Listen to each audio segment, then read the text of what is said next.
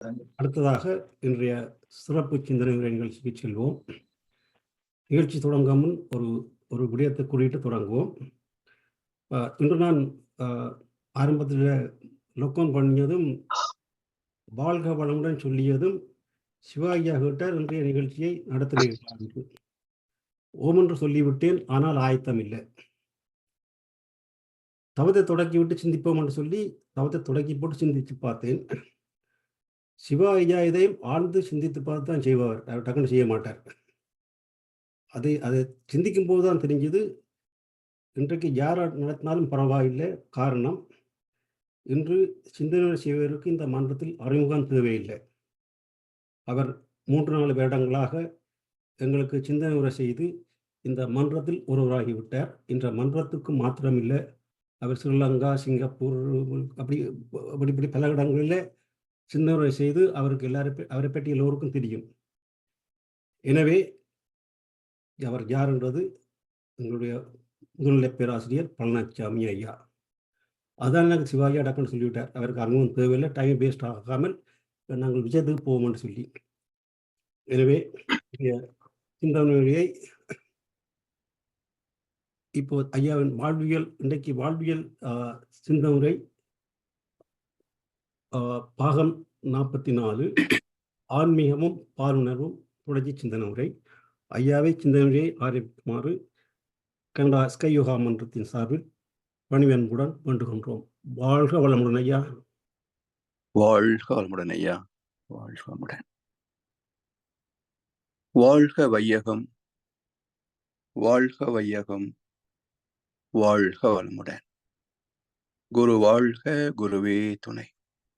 சிந்தனையை, உடல் நலத்தை சீர் அமைத்து உய்வித்த குருவே வாழ்க. வாழ்க வளமுடன், வாழ்க வளமுடன், வாழ்க வையகம். கனடா ஸ்கை யோகா அறக்கட்டளையை சிறப்பாக நடத்தி வருகின்ற ஆன்மீக அன்புள்ளங்கள், குறிப்பாக பேராசிரியர் முனைவர் சிவசங்கர் ஐயா அவர்கள் மற்றும் இந்த நிகழ்ச்சியில் கலந்து சிறப்பிக்கின்ற மையன்பர்கள் அனைவருக்கும் அருட்தந்தை வேதாத்ரி மகர்ஷி அவர்கள் சார்பாக வாழ்க வளமுடன் என்ற வாழ்த்துக்களையும் எனது அன்பு கலந்த பணிவான வணக்கத்தையும் சமர்ப்பித்து, வாழ்வியல் வேதத்திரிய தொடர் சிந்தனையின் 44ஆம் பாகத்தில் பாலுணர்வும் ஆன்மீகமும் பற்றிய 3ஆம் அமர்வு சிந்தனையை தொடர இருக்கின்றோம். உயிரின வரலாற்றில் அயல் மகரந்த சேர்க்கை என்ற ஒன்று நிகழவில்லை என்றால் மனித இனமே வந்திருக்க முடியாது. ஒரு வகை ஜீவன் இன்னொரு வகை ஜீவனோடு இணைவதே முறையற்ற பால் கவர்ச்சிதான். இந்த அயல் மகர்ந்த சேர்க்கை அனுபவங்கள் கருத்துடராக வந்து மனித இனத்திலும் தாக்கத்தை ஏற்படுத்துகிறது. மற்ற ஜீவராசிகள் வரைக்கும் சமுதாயம், இல்லறம் என்ற அமைப்பு எல்லாம் கிடையாது. ஆனால் மனித இனத்திலே மனிதனுடைய உடல் அமைப்பும் வித்து சக்தியின் தன்மையும் வைத்து ஏற்படுத்தப்பட்டதுதான் கற்பு நெறி. எனவே பகுத்தறிவை கொண்டு சிந்தித்து இந்த முறையற்ற பால் கவர்ச்சியை தவிர்க்கக்கூடிய வழிவகைகளை சிந்திக்க வேண்டும். ஆனாலும் நடைமுறையில் அது கொஞ்சம் பரவலாகி வருவதை பார்க்கின்றோம். முக்கிய காரணம் இயற்கை விதியை பற்றிய அறியாமைதான். காரணம், மனித இனம் தோன்றி விலங்குகளைப் போல வாழ்ந்த காலம் மிக நீண்ட காலம். ஆதி மனிதனுக்குள் இருந்த பகுத்தறிவு எழுச்சி பெற்ற போது இயற்கையின் சிறப்புகளை ரசிக்க தொடங்கினான். அழகான பறவைகள், அந்த பறவைகளின் ஓசையில் பெற்ற ஆனந்தம், அதை தன் கூட்டத்திற்கு சொல்ல வேண்டும் என்ற போது தோன்றியதுதான் இசைக்கலை, ஓவியக்கலை, நாட்டியக்கலை போன்றவை. இப்படி பறவைகளையும் விலங்குகளையும் ரசித்தவன் தனக்கு பிடித்த உடல் அமைப்புள்ள ஆண் பெண்ணை தேர்வு செய்த ஒரு முறை. திருமணம் என்ற உறவுமுறை வருவதற்கு முன்பே தன் மனம் அழகு என்று ஏற்றுக்கொண்ட பெண்ணையே அதிகம் நாடுகின்றார். காலப்போக்கில் அதை பற்றிய ஓவியங்கள், கவிதைகள், கதாபாத்திரங்கள் என்று இயல் இசை நாடகமாக விரிவு பெற்றது. மக்களின் தேவைகளும் அனுபவங்களும் பெருக பெருக அவற்றை அடைய வேண்டும் என்ற ஆசையும் இயல்பாகவே பெருகிவிடும். தான் விரும்பியபடி அழகான வாழ்க்கை துணை அமையாத போது அதை பொருளுக்கு பயன்படுத்த விரும்பியதும்,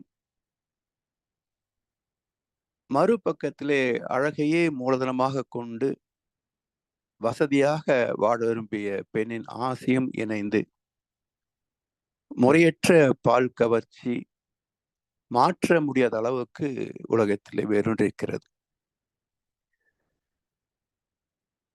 இதையெல்லாம் சிந்தித்து பார்க்க வேண்டும். அதாவது அழகு என்பதே ஒரு அபிப்பிராயம்தான். ஒருவருக்கு அழகு என்று தோன்றுவது இன்னொருவருக்கு அழகாக தோன்றுவதில்லை. அழகு என்று தேர்வு செய்த ஒன்றே அடுத்த காலகட்டத்தில் அது அழகாக தோன்றுவது இல்லை. எனவே அழகு என்பதே ஒரு மனதின் விளையாட்டு தான். இதை புரிந்து கொண்டால்தான் இன்றைக்கு சினிமா துறை, சின்னத்திரை என்றெல்லாம் பல வகைகளிலே முக்கியமாக இளம் பருவத்தில் தோன்றுகின்ற கவர்ச்சியை மையமாக வைத்து இந்த வியாபாரம் கொடிகட்டி பறக்கிறது. இதிலே கவிதைகளிலே பார்க்கின்ற போது கூட அகநானூறு, புறநானூறு, கம்பராமாயணம் எத்தனையோ, இதில் எல்லாம் பெண்களை வர்ணிக்கின்ற சில பகுதிகள் இருக்கத்தான் செய்கின்றன. இப்ப எல்லாமே மற்றவருடைய மனதிலே ஒரு கற்பனையை தூண்டிவிடும். ஓஷோ சொல்லுவார்,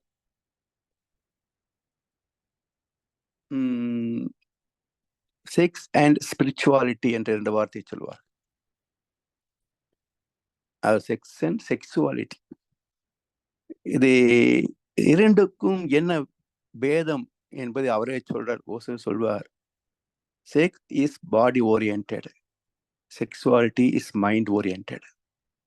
Body oriented can be satisfied, mind oriented cannot be satisfied. இதுதான் பாலியல் குற்றங்களுக்கு காரணம். இதற்கு மாற்றாக இன்றைய உலகத்திலே ராமகிருஷ்ண பரமஹம்சர் சொன்னது போன்ற கருத்துக்கள் அடிக்கடி மக்கள் மனதிலே நினைவுபடுத்த வேண்டும். ராமகிருஷ்ணன் என்ன சொல்ற பாருங்க, ஒரு பெண்ணை பார்த்து ஒருவன் காமுறுவது ஏன்? உன் உடம்பில் இருக்கின்ற சதை, கொழுப்பு, ரத்தம் போன்றவை தானே அங்கும் உள்ளன. அந்த உடலை கண்டு ஒருவன் மோகிப்பது ஏன் என்று கேட்கிறார். எல்லாம் ஒரே உடல் அமைப்பு தான், பெரிய பேதம் ஒன்றும் கிடையாது. அப்ப இதுல கவர்ச்சி என்ற ஒன்று ஏன் வளர்த்து கொண்டே போகிறார்கள் சமுதாயத்துல என்று ஒரு சிந்தனை பரவலாக வேண்டும். அதுக்கு ராமகிருஷ்ணன் போன்ற மகான்களின் கருத்துக்கள் மக்கள் மனதிலே பரவலாக சென்று சேர வேண்டும். இப்படி இருந்தால்தான் அழகு என்ற ஒரு மனோபாவம். இன்றைய கூட சமீபத்துல திருமணத்திற்கு என்று ஒரு வரன் பார்க்கின்ற போது, இன்றைக்கு இளம் பெண்களுடைய கோரிக்கைகள் என்ன என்பதை பரவலாகவே பேசுறாங்க. நல்ல வசதி, காரு, சொத்து இருக்கணும். தாய், தந்தை தனியா இருக்கணும். கூட பிறந்தவங்க யாரும் இருக்கக்கூடாது. அதன் பிறகு விஜய், அஜித்தும் போல இருக்கணும் என்றெல்லாம் பேசுவதை இந்த நீயா நானா என்ற ஒரு யூடியூப்ல நடக்கிறது. அதுல கலந்து கொள்ளக்கூடிய பெண்கள் பேசுவதை நாம் பார்க்கிறோம். ஸோ இப்படி எத்தனை பேர் இருக்க முடியும்? யாருக்கு கிடைக்கும்? ஸோ இதெல்லாம் வாழ்க்கையின் புரியாத்தன்மை, அறியாமைத்தான் காட்டுகிறது. இதை மட்டுமே மையமாக கொண்டு விட்டால் வாழ்க்கையின் மற்ற அம்சங்கள் என்ன ஆகும்? இதெல்லாம் மாற்றி அமைப்பதற்காகத்தான் இந்த பால் உணர்வை பற்றிய அடிப்படை செய்திகளை நாம் புரிந்து கொள்ள வேண்டும். அதாவது இயற்கையில் இந்த உணர்வு தோன்றதுக்கு காரணமே இனவிருத்தி தான். நீங்க 5 விலங்கு இனங்கள் வரைக்கும் பாருங்க. விலங்கினங்கள், பறவை இனங்கள், எல்லா ஜீவராசிகளுமே சீசனல் பிரீடிங் சொல்லுவார்கள். அந்தந்த பருவத்தில் துணையை தேடும், இனவிருத்தி செய்யும். அதன் பிறகு ஆண் இனம் பெண் இனத்தை நாடுவது இல்லை. காரணம் என்ன என்று பார்க்கின்ற போது மகர்ஷி சொல்வார்கள், 5 வரைக்கும் உள்ள ஜீவராசிகளின் வாழ்க்கை உடலை மட்டுமே சார்ந்தது. அதனால் அதனுடைய உடலுக்கு இனவிருத்தி செய்வதற்கான ஒரு பருவம் அமைந்தது. அது மட்டுமல்ல, அந்த வித்து சக்தி என்று சொல்கின்றோமே, அந்த உயிர் சக்தியின் உற்பத்தி அளவும் குறைவு. அதனால் அது ஒரு குறிப்பிட்ட காலம், பருவம் மட்டுமே அது பயனாகும். சரி, ஆறறிவு படைத்த மனிதனாக வந்தவருக்கு ஏன் இந்த விதி மீறப்பட்டது? இந்த அளவு முறை என்ற விதி ஏன் மீறப்பட்டது என்பதில் தான் மிகப்பெரிய ரகசியம் அடங்கியிருக்கிறது. ஆண் பெண் உடலிலே சுரக்கக்கூடிய விந்துநாத சக்தி, இது எல்லையில்லாத ஆற்றலும் கால வரையறை இல்லாத தாக்கமும் உண்டு.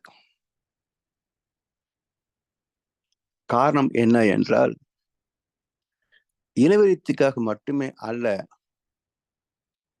ஆன்மீக பயணத்திற்கும் இதே வித்து சக்தி தான் அடிப்படை. நாத விந்து கலாதி நமோ நம, வேத மந்திர சொரூபாய நமோ நமோ என்று திருப்புகழிலே ஒரு பாட்டு உண்டு. நாதம் என்பது பெண் உயிர் சக்திக்கு ஒரு பெயர். விந்து என்பது ஆண் உயிர் சக்தி. நாத விந்து கலாதி நமோ நம. கலாதி என்றால் கலந்த ஆதி. ஆதி சுத்தவெளி சிவம்.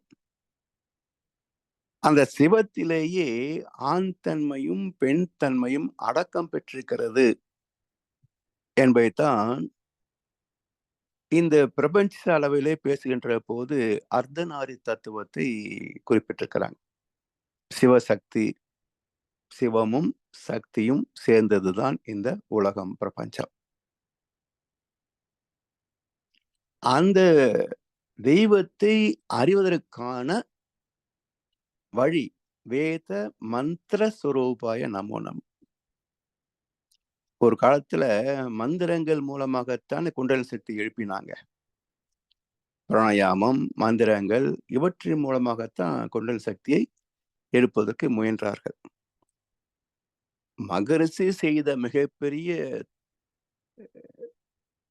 கருணைமிக்க தொண்டு என்ன என்றால், தொட்டு கொடுக்கக்கூடிய ஸ்பரிச தீட்சையாக குண்டலினி சக்தியை ஒரு ஆசிரியர் மாணவனுக்கு ஏற்றி கொடுக்க முடியும் என்ற ஒரு நுட்பம்தான், ஒரு பைபாஸ் சிஸ்டம். அது இல்லாத காலத்தில் மூச்சு பயிற்சி மூலமாகவும் மந்திர உச்சாரணம் மூலமாகவும் தான் அதை முயற்சித்தார்கள். எத்தனை பேருக்கு அது வெற்றியாக அமைந்தது என்பது கேள்விக்குரிய விஷயம்தான். எனவே வித்து சக்தியுடைய நோக்கம் என்ன என்றால், 6 அறிவாகிய ஜீவன் தன் மூலமாகிய பூஜ்யத்தோடு நிறைவு பெற வேண்டும். அதனால்தான் நம்முடைய முன்னோர்கள் அந்த எண்களுக்கு வடிவத்தை அமைத்த போது ஒரு தத்துவத்தையும் இணைத்து அமைத்திருக்கின்றார்கள். இப்ப 6ஐயும் பூஜ்யத்தையும் ஒப்பிட்டு பாருங்களேன். ஒரு புள்ளியில் தொடங்குகின்ற பயணம், 6ஓ 0மோ நாம் எழுதுகின்ற போது பேனாவை வைத்து தொடங்குகின்ற இடம் ஒரு புள்ளி. புள்ளிகளின் அணிவகுப்பு ஒரு வட்டமாக வந்து முடிகின்ற போது 0. அது ஒரு 90 பாகைக்கு முன்பே குறுக்கே திரும்பி மறு கோட்டை தொட்டு விட்டால் அது 6. அப்ப நேராக போக வேண்டியது குண்டலினி சக்தி, உயிர் சக்தி நேராக மேலே போய் யதாஸ்தானம் பிரஸ்டாபியாயாமி என்று சொல்வார்களே, தன் மூலத்தோடு இணைவதுதான் மனிதனுக்கு என்று அமைந்த இயற்கையான வாழ்க்கை முறை.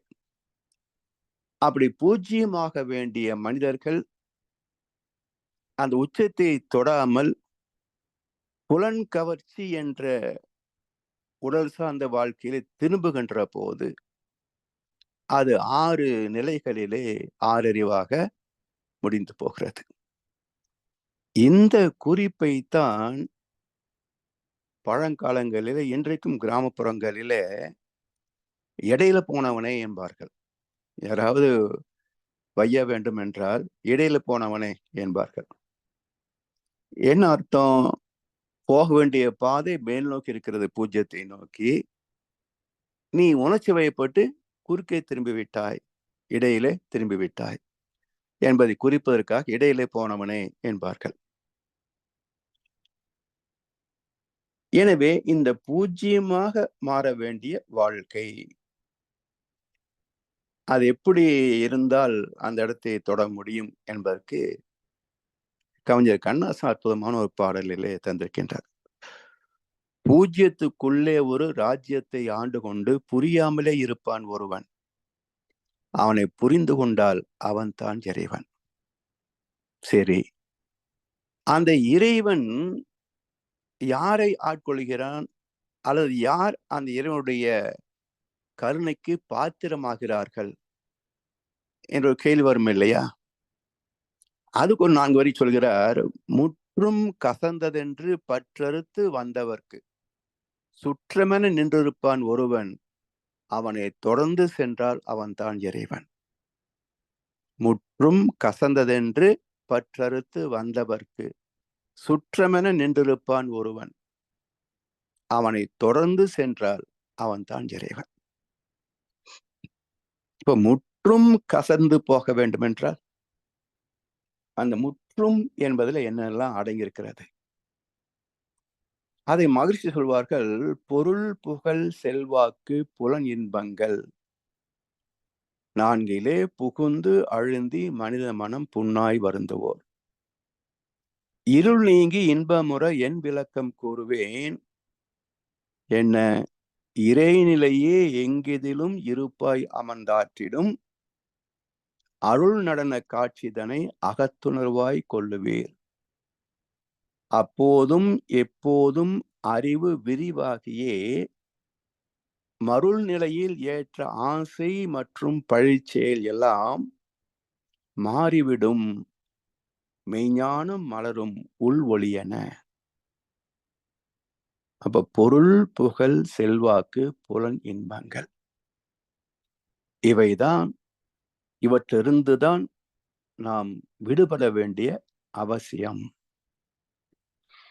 விடுபடுதல் என்றால் விட்டு விட்டு ஓடுவதல்ல. சந்நியாசம், துறவு என்ற சொற்களுக்கு தவறான பொருளை மக்கள் மனதிலே விதைத்து விட்டார்கள். சன்னியாசின்னா குடும்பத்தில் இருக்கக்கூடாது. இந்த கோட்பாட்டை வைத்துத்தான் பெரும்பாலும் உலகம் முழுவதுமே இந்த ஆன்மீகம் என்று சம்பந்தப்பட்ட எல்லோரும் பிரம்மச்சாரியாக இருக்க வேண்டும் என்ற கருத்து இருக்கிறது. மடங்கள், தேவாலயங்கள், வழிபாட்டு ஸ்தலங்கள்லாம் பாருங்களேன், எல்லாம் தனியா தான் இருப்பாங்க. ஆனா ஒரு காலத்தில் குருஸ்தானத்தில் இருந்தவர்களோடு குரு பத்னி என்று சொல்வார்கள். அப்போ ஆன்மீகத்திற்கு இல்லறம் தடை அல்ல என்று வாழ்ந்து காட்டிய ஒரு தூய்மையான துறவரம் இருந்தது ஒரு காலத்துல. இன்றைக்கு போலித்தனமான துறவரம். மேடையில் தான் உயர்த்தி காட்டிக் கொள்வார்களே தவிர அந்தரங்கத்தில் எத்தனை லீலைகள் நடக்கும் என்பது யாருக்கும் தெரியாது. அதனால்தான் உடை அலங்காரத்திலே, புனஸ்காரங்களிலே, சடங்கு சம்பிரதாயங்களிலே தான் ஆன்மீகம் வெளிப்படுகிறதே தவிர முகத்தில் அந்த ஆன்மீக தேஜஸும் இல்லை, மனதிலே அந்த பக்குவமும் இல்லை. அதாவது வள்ளுவர் சொல்வார், அவனுடைய மனசாட்சியே அவனை எள்ளி நகையாடும். நீ போடுற வேஷம் என்ன, உள்ள இருக்கிற குப்பை என்ன என்று அவனுடைய மனசாட்சியே அவனை எள்ளி நகையாடும் என்பார். எனவே இல்லறத்தின் மூலமாக, அதைத்தான் அறம் என்று சொல்கிறது இல்லையா, இல் அறம். அப்ப அறம் எங்கிருந்தாலும் அதுதானே இறைவனுடைய விதி. திருக்குறளிலே கடவுள் வாழ்த்து, வான் சிறப்பு, நீற்றார் பெருமை. அந்த நீற்றார் என்ற முற்றும் துறந்தவர்கள், பற்றறுத்து வந்தவர்கள், அவர்கள் மற்றவர்களுக்காக காட்டிய வழிமுறைதான் அறநெறி. அதை 4வது அதிகாரத்திலே அரண் வலியுறுத்தல் என்று தந்திருக்கிறார் வள்ளுவ பெருந்தகை. எனவே அறம்தான் அது இல்லறத்தில இருந்தும் அடைய முடியும் என்று வாழ்ந்து காட்டிய நிறைய பேர் இருக்கிறாங்க. அதுதான் வள்ளுவர் இன்னொரு குறிப்பால் சொல்வார், அறத்தாற்றின் இல்வாழ்க்கை ஆற்றின். நீ இறைவனையே அடைய வேண்டும் என்றாலும் கூட இல்லறத்திலே சாத்தியம். புறத்தாற்றில் போய் பெறுவது எவன்? அங்க துறவு என்று சாமியார போனவங்கள்ல எத்தனை பேருக்கு ஞானம் கிடைத்தது என்று வள்ளுவ பெருந்தகை கேட்கிறார். ஏனென்றால் ஒன்றை துய்த்து நிறைவு பெறுவது என்பது வேறு, அதை தவிர்த்து கனவு காண்பது என்பது வேறு. இதுல என்ன நன்மை வந்து சேர முடியும்? எனவே அளவு முறையோடு துய்த்து அதிலிருந்து விடுபடுவது, அதான் முற்றும் கசந்ததென்று பற்றறுத்து வந்தவர்க்கு ஒரு புதிய சொந்தம் உருவாகிறது. உடல் சார்ந்த சொந்தத்தை விட்டுவிட்டால் ஆத்மா சார்ந்த சொந்தம் ஒன்று உருவாகும். அந்த தம்பதி பந்தத்தை தான் ராமாயணமும் மகாபாரதமும் காட்டுகின்றது. அப்ப ராமன் என்ற பரமாத்மாவோடு சீதை என்ற ஜீவாத்மா அறம் சார்ந்து வாழ்ந்ததே ஒரு இதிகாசம். பஞ்ச பாண்டவர்கள் என்ற புலனோடு ஆத்மா என்ற திரௌபதி சேர்ந்து வாழ்ந்த இல்லறம்தான் ஐவருக்கு ஒரு மனைவி என்ற ஒரு ஓமானம். எனவே மனிதனாக பிறந்தவர்கள் இறைவனை அறிந்தால்தான் ஆத்ம நிறைவு கிடைக்கும். ஆத்ம நிறைவு என்பது என்ன? முற்றும் கசந்து போவதுதான். இனி என்ன இருக்குங்க, வயசாச்சு, எல்லாம் அனுபவிச்சாச்சு, பார்த்தாச்சு, இனி என்ன இருக்கு இந்த உலகத்துல? கண்டு கேட்டு உண்டு உயிர்த்து உற்று அறிகின்ற 5 புலன் சுகங்கள், சொத்து பத்து, அந்தஸ்து, அதிகாரம், இப்படி எல்லாவற்றையும் பார்த்தாச்சு, வாழ்ந்து முடிச்சாச்சு. என்ன இருக்கு, போய் சேர வேண்டியதுதான். போய் சேருவது என்றால் எங்கே போய் சேருவது? கண்ணதாசன் கவிதையிலே சொல்லுவார், 7ல் ஒருவன், 70ல் ஒருவன், சாவது எப்படி, செல்வது எவ்விடம். 7 வயசு செத்து போறாங்க, 70 செத்து போறாங்க, செத்ததுக்கு அப்புறம் எங்க போறாங்க? அதான் போய் சேர்வது. அப்ப போகிறோம், சேர்கிறோமா என்பது கேள்விக்குறி. அப்ப போய் சேர வேண்டும் என்றால் சேர வேண்டிய இடம் எங்கேன்னு தெரியணும். சுத்த வெளி என்ற இடம் தெரிஞ்சாதானே போய் சேர முடியும். அப்ப இடமும் தெரிய வேண்டும், பயணத்திற்கான தகுதியும் இருக்க வேண்டும். இந்த இரண்டும் இருந்தால் தானே பயணம் வெற்றி பெறும். எனவே இந்த வாழ்க்கை அறம் சார்ந்த வாழ்க்கையில்தான் வாழ்க்கையின் நிறைவே ஆத்ம திருப்தியே அடங்கியிருக்கிறது. இது பெறாத போது புலன் சுகங்களிலே செல்வம் செல்வாக்கிலே எவ்வளவு உச்சத்தை தொட்டாலும் மனம் நிறைவு பெறுவதே இல்லை. காரணம் என்ன என்றால், மனம் பிறந்தது அறிவில் இருந்து தானே. அறிவு என்பது இறைவனுடைய ஒரு அம்சம்.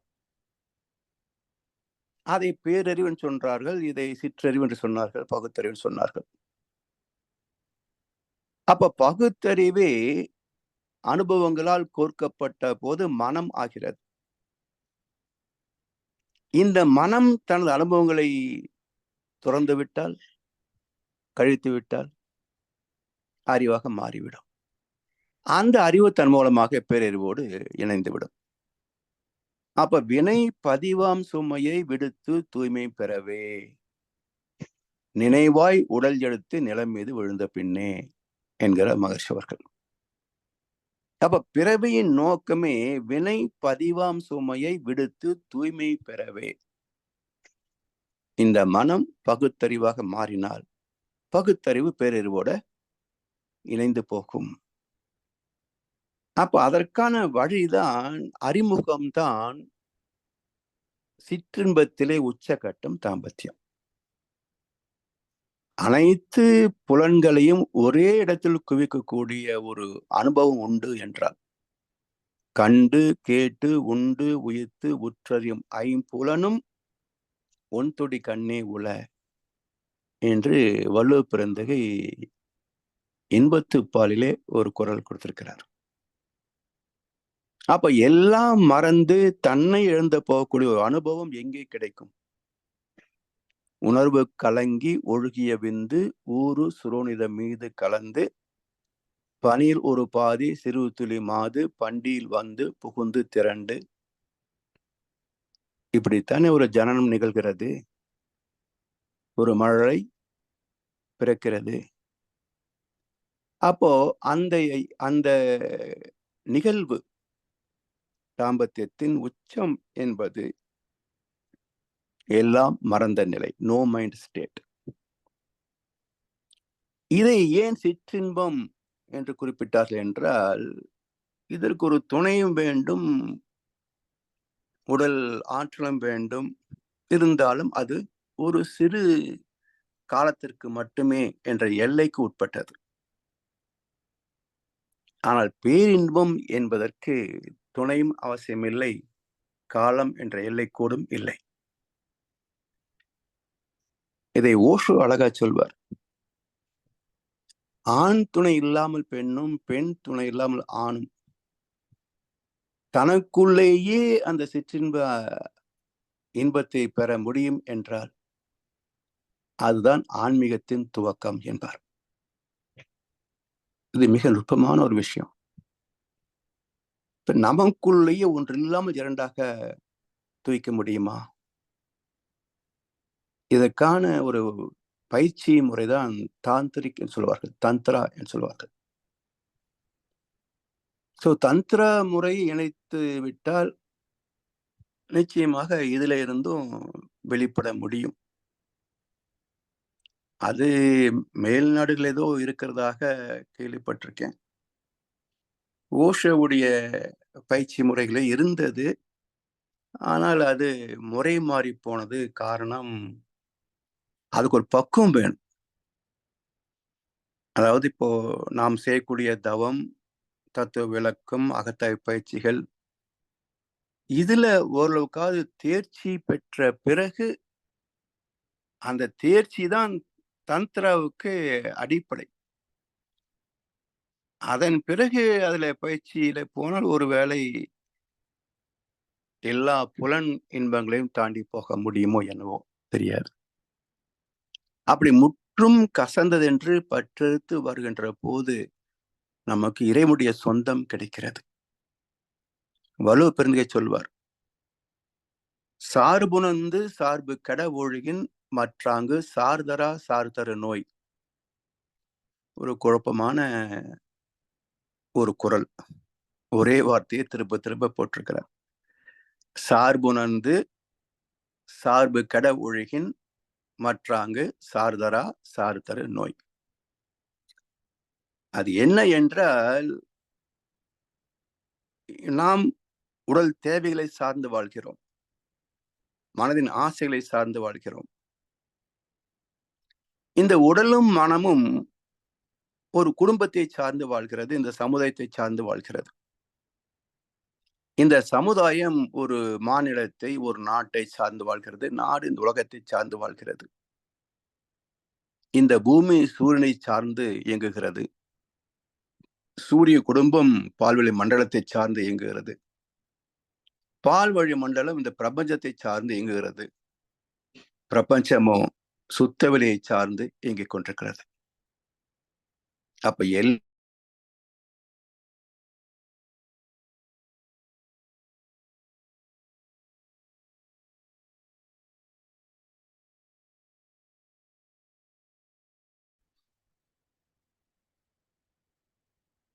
இந்த சார்பு வாழ்க்கையிலிருந்து விலக வேண்டும் என்றால் எதையுமே சாராத ஒன்று எதுவோ அதை சார்வது என்பார். சார்தரா சார்தரு நோய். எதையும் சாராது இருப்பது எது? எனக்கு எதுவுமே இல்லாமல் கூட நான் இருக்க முடியும் என்று எதையும் யாரையும் சாராத ஒன்று எங்கே இருக்கிறது? அந்த ஒன்றுதான் சுத்தவெளி, ஆதிசிவம், பரமபிதா, அல்லாஹ். அந்த ஒன்று எதையும் சாரவில்லை. அதிலிருந்து தோன்றிய அனைத்தும் அதை சார்ந்தே வாழ்கின்றன, இயங்குகின்றன. அப்ப எதையும் சாராத அந்த பரம்பொருளை சார்ந்து விடு என்று வள்ளுவர் சொன்னதைத்தான் இங்கே கண்ணதாசன் சொல்றார். முற்றும் கசந்ததென்று பற்றறுத்து வந்தவர்க்கு சுற்றம் என நின்றிருப்பான் ஒருவன், அவனை தொடர்ந்து சென்றால் அவன் தான் இறைவன்.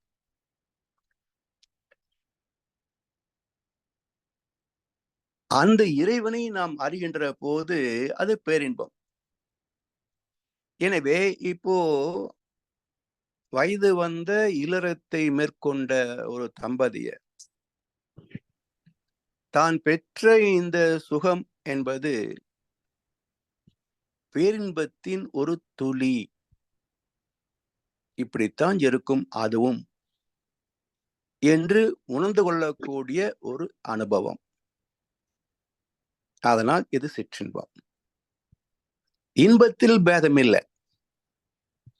இப்போ தெய்வத்தை சந்திக்கின்ற போது எப்படி இருக்கும் என்று எத்தனையோ கற்பனைகளை நாம் செய்து கொள்கிறோம். ஆனால் இன்பத்தில் பேதமில்லை. இந்த சிற்றறிவை கொண்டு உடல் அளவிலே பயன் கொள்கின்ற போது அதற்கு அளவு முறை என்ற எல்லை கோடு. அதனால் இது சிற்றின்பம். இந்த சிற்றறிவின் மூலம் உணரக்கூடியது சிற்றின்பம், பேரறிவின் மூலம் உணரக்கூடியது பேரின்பம். எனவே இன்பத்தில் பேதமில்லை, அறிவிலே பேதமில்லை. சிற்றறிவு வேற, பேரறிவு வேறையா? இப்ப 6 அறிவுன்னு பேசுகிறோமே, அறிவிலே இப்படி எண்ணிக்கை உண்டா? ஓரறிவு, ஈரறிவு, ஐயறிவு, ஆறறிவு என்று அறிவிலே எண்ணிக்கை உண்டா? அப்படியெல்லாம் கிடையாது. ஒரே அறிவு இறை அறிவு தான், பேரறிவு தான். அப்படி ஒரு கற்பனை பண்ணி பாருங்க. சுத்தவெளி, அதற்குள் பேரறிவு. அந்த பேரறிவே எழுச்சி பெற்ற போது ஆற்றலாக மாறியது. அறிவே ஆற்றல். அதனுடைய தன்மை துகள், இறை துகள். அது குவிந்து விண், அது குவிந்து பஞ்சபூதங்கள், அவற்றின் சேர்க்கையிலே பல்வகையான கோடிக்கணக்கான நட்சத்திரங்கள், கோள்கள், விண்மீன்கள், எரிக்கற்கள். அதிலே ஒன்று இந்த பூமி. இதிலே அமைந்த ஒரு மாற்றம். ஜீவங்கள் தோன்றி நுண்ணுயிர் முதற்கொண்டு மனிதன் வரைக்கும் 72 லட்சம் ஜீவ இனங்களாக, ஒவ்வொன்றிலேயும் கோடிக்கணக்கான ஜீவன்களாக வாழ்ந்து கொண்டிருக்கின்றோம். இப்ப எங்க அறிவு இல்லைன்னு பாருங்க. ஒரே அறிவுதான் அனைத்தையும் இயக்கிக் கொண்டும் காத்து கொண்டும் முடித்து வைத்துக் கொண்டும் இருக்கிறது. அந்த அறிவின் ஒரு பாகம், ஒரு அங்கம் இந்த மனிதர்களாக, நானாக, உடலாக, உயிராக, மனமாக, ஆத்மாவாக, அனுபவங்களாக, அறிவாக இருக்கிறது. அப்ப அறிவின் பல்வேறு பயணங்களே, வேறு வேறு பெயர்களை தவிர வேற ஒண்ணும் இல்லை. இது பைபிள்ல அருமையான ஒரு வசனம் இருக்குங்க. இயேசுவை சிலுவையில அறைந்து அவர் இறந்து போகிறார். அப்போ அவருடைய ஆடையை அங்குள்ள காவலர்கள் எல்லாம் பங்கு போடுறாங்க. அப்போ அந்த ஆடை ஒற்றை ஆடையாக இருந்தது. பைபிள் வசனம் பாருங்க, அது ஒற்றை ஆடையாக இருந்தது. அதனால் யாருக்கென்று பங்கெடுக்க முடியாது. எனவே இது யார் எடுத்துக்கொள்வது என்பதை பற்றி அவர்களுக்குள்ளே சீட்டு எழுதி போட்டார்கள் என்ற ஒரு வசனம் உண்டு. அப்ப என்ன அர்த்தம்? இந்த பிரபஞ்சம் பிரிக்க முடியாத ஒற்றை ஆடை, ஒற்றை காந்தக்கலம், ஒற்றை அறிவு, பேரறிவு. அதற்குள் அவங்கவுங்க பேர் எழுதுறாங்க. எனக்கு ஒரு பேர் வச்சாங்க, உங்களுக்கு ஒரு பேர் வச்சாங்க, நாற்காலிக்கு ஒரு பேர் வச்சாங்க, மேஜைக்கு ஒரு பேர் வச்சாங்க. இப்படி அவரவர்களுக்கு சீட்டு எழுதி போடப்பட்டது. அவ்வளவுதான். இருப்பது ஒன்றே தான். அப்ப இந்த ஒன்றை பற்றி சிந்தனை வருகின்ற போதுதான் புலன் சார்ந்த சிந்தனைகள் குறையும். அதனால்தான் ஆன்மீகத்திற்கென்றே அதிக நேரத்தை ஒதுக்க வேண்டும். எவ்வளவு நேரம் ஒதுக்கணும் தெரியுங்களா? சைவ சித்தாந்தத்துல பிரதோஷ வழிபாடுன்னு இருக்கு. அது சனிக்கிழமை சனி பிரதோஷம்னு கோயிலுக்கு போறாங்க. அப்புறம் அமாவாசை முடிந்து அமாவாசைக்கு பக்கத்துல திரையோதசியில அது என்ன சொல்றாங்க, கிருஷ்ணபட்ச பிரதோஷம் அனுப்புவாங்க. பௌர்ணமிக்கு முன்னாடி திரையோதசியில சுக்கிலபட்ச பிரதோஷம் அப்படி போவாங்க. மாசத்துக்கு ஒரு நாள் கிருஷ்ணபட்ச பிரதோஷம் போவாங்க. இல்லைன்னா வருஷத்துக்கு ஒரு தடவை மகா பிரதோஷம் அப்படின்னு போய் கும்பிடுவாங்க. ஆனா அடிப்படையில் பிரதோஷம் எப்போ கும்பிடணும் என்று சைவ சித்தாந்தம் பேசுகிறது என்றால், தினசரி மாலை 4:30 மணி முதல் 7:30 மணி வரைக்கும், சாயும் காலம் சொல்றாங்களே, ஈவினிங். சோ மாலையும் இரவும் சந்திக்கின்ற வேலை, அது 3 மணி நேரம் இருக்கும். அப்போ தினசரி 3 மணி நேரம் சிவனை நினைத்து துதி பாடுவது, இவங்கதான் மெய்யடியார்கள். இப்படி தினசரி 3 மணி நேரம் ஆன்மீகத்திற்கென்று ஒதுக்க வேண்டும் என்று சைவ சித்தாந்தம் பேசியிருக்கிறது. இதனை எத்தனை பேர் பின்பற்றுவார்கள்? அதாவது மடங்களிலே உள்ளவர்கள் கூட எத்தனை பேர் இதை பின்பற்றுவார்கள் என்பது கேள்விக்குரிய விஷயம். மக்களிலே யாரும் இல்லை என்பது தெளிவான விடை. அதனால்தான் முற்றும் கசந்து போக வேண்டும் என்றால் ராமகிருஷ்ண பரமஹம்சர் சொன்னது போல நமக்கு ஆண்டவர் 2 கைகளை தந்திருக்கின்றார். ஒரு கையால் எப்போதும் ஈஸ்வரனை பற்றிக் கொள்ளுங்கள், இன்னொரு கையால் லௌகிக கடமைகள், குடும்பம், சமுதாயம் தான், இந்த கடமைகளை ஆற்றுங்கள். கடமைகள் முடிந்தவுடனே 2 கையால் இறைவனை பற்றிக் கொள்ளுங்கள். எல்லா மக்களும் இறைவனை பற்றிருக்கிறார்கள். எப்போ பணத்தை ஒரு கையில பிடிச்சுக்கிறான், வாழ்க்கை ஒரு கையில பிடிச்சிட்டு இருக்கிறான். கஷ்டம் வரும்போது சாமியை போய் ஒரு கையில பிடிச்சுக்குவான். கஷ்டம் தீர்ந்த உடனே மறுபடியும் 2 கையில பணத்தை பிடிச்சுக்குவான். இப்படித்தான் உலகம் போகிறது. அப்புறம் இங்கே பால் உணர்ச்சி மீறி நிற்காமல் ஆன்மீகமா மீறி நிற்கும். அப்போ நிறைய பெறாத பால் உணர்ச்சி என்று வருகின்ற போது முறையற்ற பால் கவர்ச்சியாக அந்த ஒருவனுக்கு ஒருத்தி என்ற பண்பாடு குலைந்து அது ரெஜிஸ்ட்ரார் ஆபீஸ்ல ஒருவனுக்கு ஒருத்தி என்ற ஒரு சர்டிஃபிகேட் இருக்கும். பிராக்டிக்கலா பார்க்கிற போது நிறைய சர்டிஃபிகேட் இருக்கும்.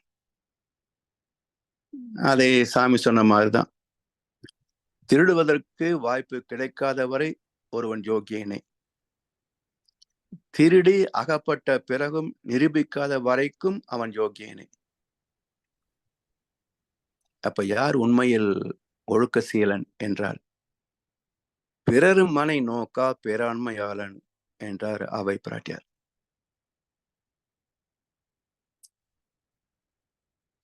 அப்போ பிறன் மனை நோக்க கூடாது என்றால், இப்ப திரைப்படத்திலே நான் அஜித் ரசிகன், விஜய் ரசிகன் என்று பெண்கள் ஒரு பக்கம் பாராட்ட, நான் நயனதாரா ரசிகன், திரிசா ரசிகன் என்று ஆண் பிள்ளைகள் ஒரு பக்கம் சொல்ல, இதை எந்த கணக்குல சேர்ப்பது? இது ஒரு நாகரிகமாகவே இன்றைக்கு பேசுறாங்க. உங்களுக்கு பிடிச்ச நடிகர் எதுன்னு பெண்களை கேட்டா அஜித், விஜய் என்றாங்க. பசங்களை கேட்டா இன்னைக்கு ஏதோ லேட்டஸ்ட் நடிகை யாருன்னு தெரியாது எனக்கு. ஸோ இப்படி இருக்கிறதால இது ஏற்றுக்கொள்ளப்பட்ட ஒரு கலாச்சாரமா? ஆண் பெண் இன்பத்துக்கு தகுதிப்படுத்திக் கொள்ளக்கூடிய வாய்ப்பை 6ஆம் அதிகாரத்திலே வாழ்க்கை துணை நலம் என்று தந்திருக்கிறார். இது பொதுவாக பெண்ணை பற்றி பேசியிருக்கிறது என்று பொருள் கொண்டாலும் இது இருபாலருக்கும் பொதுவாக வைக்க வேண்டும். வாழ்க்கை துணை என்றால் ஆணுக்கு பெண், பெண்ணுக்கு ஆண் தானே. அப்ப அந்த கற்பு என்பதும் இருவருக்கும் பொதுவாகத்தான் வைக்கணும். இந்த கருத்தை வெளிப்படுத்திய ஒரு புரட்சி கவிஞர் பாரதியார். கற்பு எனில் ஆணுக்கும் பெண்ணுக்கும் பொதுவில் வைப்போம் என்றார். இதற்கு மேல் இன்னும் ஒரு படி உச்சத்தில் மகர்ஷி சொன்ன கற்பு இன்னும் அற்புதமான கருத்து. ஒருவனுக்கு ஒருத்தி என்ற வாழ்க்கையில கூட விருப்பம் இல்லாத போது வற்புறுத்தினால் அதுவும் தவறு என்கிறார் மகர்ஷி அவர்கள். எனவே பாலுணர்வை அறவழியில் தான் தூக்கி வேண்டும் ஒழிய அதிலே உள்ள இன்பத்தின் தாக்கத்தை மனதிலே கொண்டு அதை மட்டுமே மையமாக வைத்து தவறு செயலாகாது. வாழ்க்கைக்கு எது தேவையோ அதைத்தான் கவிஞர்களும் சிந்தனையாளர்களும் எழுத்தாளர்களும் திரைப்படம் சின்னத்துறை தயாரிப்பாளர்களும் மக்களுக்கு போதிக்க வேண்டுமே தவிர தவறானவற்றை போதிக்க கூடாது. ஒரு காலத்திலெல்லாம் திரைப்படங்கள் ஏன் இன்டர்மிஷன்னு வார்த்தையை சொன்னாங்க? இடைவேளைன்னு தமிழ்ல சொல்றோம், ஆங்கிலத்துல இன்டர்மிஷன் என்றுதான் சொல்வார்கள். அந்த வார்த்தைக்கு என்ன பொருள்? இன்டர் மிஷன் என்றால், மிஷன் என்பது ஒரு செய்தி. இந்த திரைப்படம் ஒரு செய்தி சொல்ல வந்திருக்கிறது. அதிலே ஒரு சின்ன இடைவேளை இன்டர்வெல் சொல்றோம் இல்லையா? சின்ன ஒரு இடைவேளை. அப்ப முழு படத்திலே ஒரு செய்தி இருக்கிறது. அதுல ஒரு பாதி நிலைக்கு வந்திருக்கிறோம். சற்று ஓய்வு. அதனால தான் அதுக்கு இன்டர்மிஷன்னு பேர். இன்றைக்கு பெரும்பாலான படங்களில மிஷனே கிடையாது. என்ன புது படம்? அதே கதாநாயகன், அதே கதாநாயகி, அதே வில்லன், அதே டூயட்டு, அதே ஃபைட்டு, அதே அயோக்கியன் கடைசியில செத்து போயிருவான். இதை வைத்துக்கொண்டு எத்தனை 100 படங்கள் எடுத்திருக்கிறாங்க. யோசிச்சு பாருங்க. Nothing new. இன்னும் சொல்லப்போனா கட் அண்ட் பேஸ்ட்ல நெறைய படம் ஓடிட்டு இருக்குங்க. அந்த வில்லன் வரும்போது பார்த்தீங்கன்னா, ஒரு வெள்ள கலர் அம்பாசிடர் ஒரு 50, 100 கார் வரும். இதெல்லாம் கட் அண்ட் பேஸ்ட் தான். எப்போ எடுக்கப்பட்ட காட்சியை திரும்ப திரும்ப அதையே வெட்டி ஒட்டிருவாங்க. அதேபோல ஃபைட் சீனும் என்ன பெரிய பெரிய வித்தியாசமா இருக்க போகுது. அதையும் வெட்டி ஒட்டிருவாங்க. இப்படி இது ஏன் இது மாதிரி படம் எடுக்கிறாங்க சொன்னா, காஸ்ட் ஆஃப் புரொடக்ஷன் கம்மி. நமக்கு புதுசா தெரியுமே தவிர, அது எல்லாமே கட் அண்ட் பேஸ்ட் சமாச்சாரங்கள் தான். ஸோ இதுல ஒன்றும் புதிது இல்லை அப்படின்றத தெரிந்துக்கிறதுக்கு கொஞ்சம் யோசிக்கணும். வாழ்க்கை பற்றி யோசிக்கணும். அப்போ நல்லதை சொல்பவர்களை மதிப்பதில்லை. ஒழுக்கத்தை சீரழிப்பவரை தலையில் வைத்துக் கொண்டு கொண்டாடுகின்ற சமுதாயம். அதாவது இங்க நாட்டு மக்கள் மீது ரொம்ப அக்கறை எங்களுடைய அரசுக்கு. அதனால கோதுமையில் பீர் தயார் பண்ணி குடுக்குறாங்க மக்களுக்கு. ஆரோக்கியமா இருக்கட்டுமே குடிமக்கள் எல்லாம் சொல்லி, கோதுமையில் பீர் தயார் பண்ணி குடுக்குறாங்க. ஸோ இப்படி ஒரு பொறுப்புள்ள அரசாங்கம்னு வச்சுங்களேன். எனவே இது மக்கள் மத்தியிலே பரவலாகின்ற போது, அதுவே கலாச்சாரமாக மாறிப்போகும். அதாவது அ ஒரு ஒரு 15 வருஷத்துக்கு முன்பு, நான் முதல் முறையாக அமெரிக்கா போயிட்டு வந்தபோது, நம்முடைய நண்பர்கள் தெரிந்தவங்ககிட்ட பேசுற போது, என்ன இருந்தாலும் இந்திய பண்பாடு தான் உலகத்திலேயே சிறந்தது அப்படின்னு பேசுவாங்க. எப்படி சொல்றீங்க? அப்படின்னா, ஒருவனுக்கு ஒருத்தி. சரி, இது மட்டும் தான் பண்பாடா? வேறு ஒண்ணுமே பண்பாடு இல்லையா? வாழ்க்கை எப்படி நடத்துவது? பொது இடத்துல எப்படி நாம் நடந்து கொள்வது? இதெல்லாம் பண்பாட்டுல சேராதா? இந்த பாலியல் மட்டும் தான் பண்பாடா? சரி. ஒருவேளை நீங்க அமெரிக்கால பொறந்திருந்தா, எதை நீங்க உயர்வா சொல்லுவீங்க? ஒருவேளை ஒரு இந்தியன் அமெரிக்கால பிறந்திருந்தா, இப்போ இந்திய பண்பாடு பெருசுன்னு சொல்லுவானா? இல்ல அமெரிக்க பண்பாடு பெருசுன்னு சொல்லுவானா? ஏன்னா, தினசரி சண்டை போட்டுக்கொண்டு ஒரே வாழ்க்கை துணை வாழ்வதை விட, 40 முறை டைவர்ஸ் பண்ணி 41வது துணை சேர்றானே, அவன் நல்லவன். ஏன்னா, அடுத்தவரை துன்புறுத்த வேண்டாமே என்று பிரிந்து போகிறான். அப்ப இதை விட அந்த பண்பு உயர்ந்தது தானே! எனவே ஒவ்வொன்றிலேயும் கூர்ந்து நுணுகி ஆராய்ந்து பார்க்கின்ற போதுதான், அதில உள்ள மேன்மைகள் தெரியும். அதாவது ஒரு முறை அங்க வந்து ஜட்ஜ்மென்ட் சேனல்ஸ்ன்னு ஒரு 5 சேனல் இருந்ததுங்க. செயின்ட் லூயிஸ்ல. தினசரி அந்த நீதிமன்றம் வழக்குகள் நடக்கின்ற போது நேரடியாகவே ஒளிபரப்பாகும்.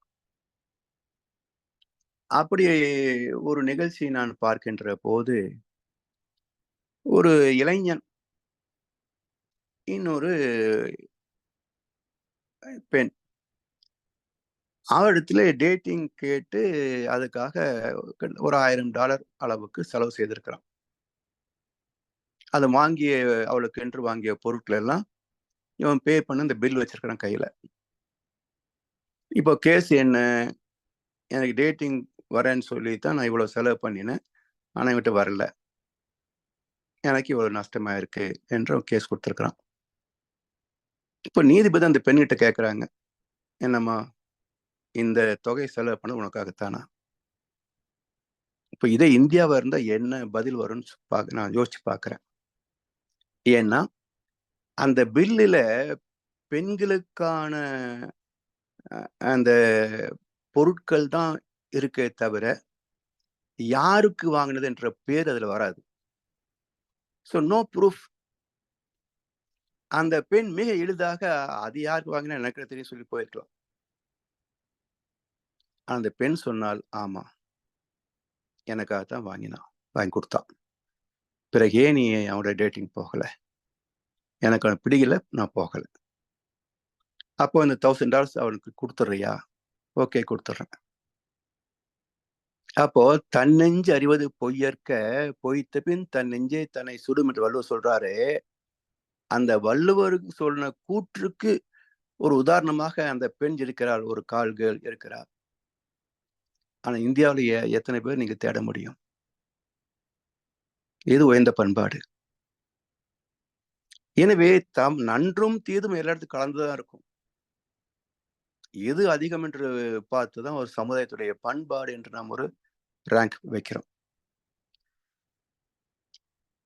எனவே தவறுகளை மறைப்பதும் தவறுகளை ஏற்றுக்கொள்ளக்கூடிய வகையிலே திரைப்படங்கள் மூலமாக ஊடகங்கள் மூலமாக செய்திகளை பரப்புவதும் இதெல்லாம் வருங்கால சந்ததிக்கு செய்கின்ற பாவம் என்பதை அரசாங்கமும் சமுதாயமும் சிந்தித்து பார்த்து சீர்திருத்த வேண்டும்.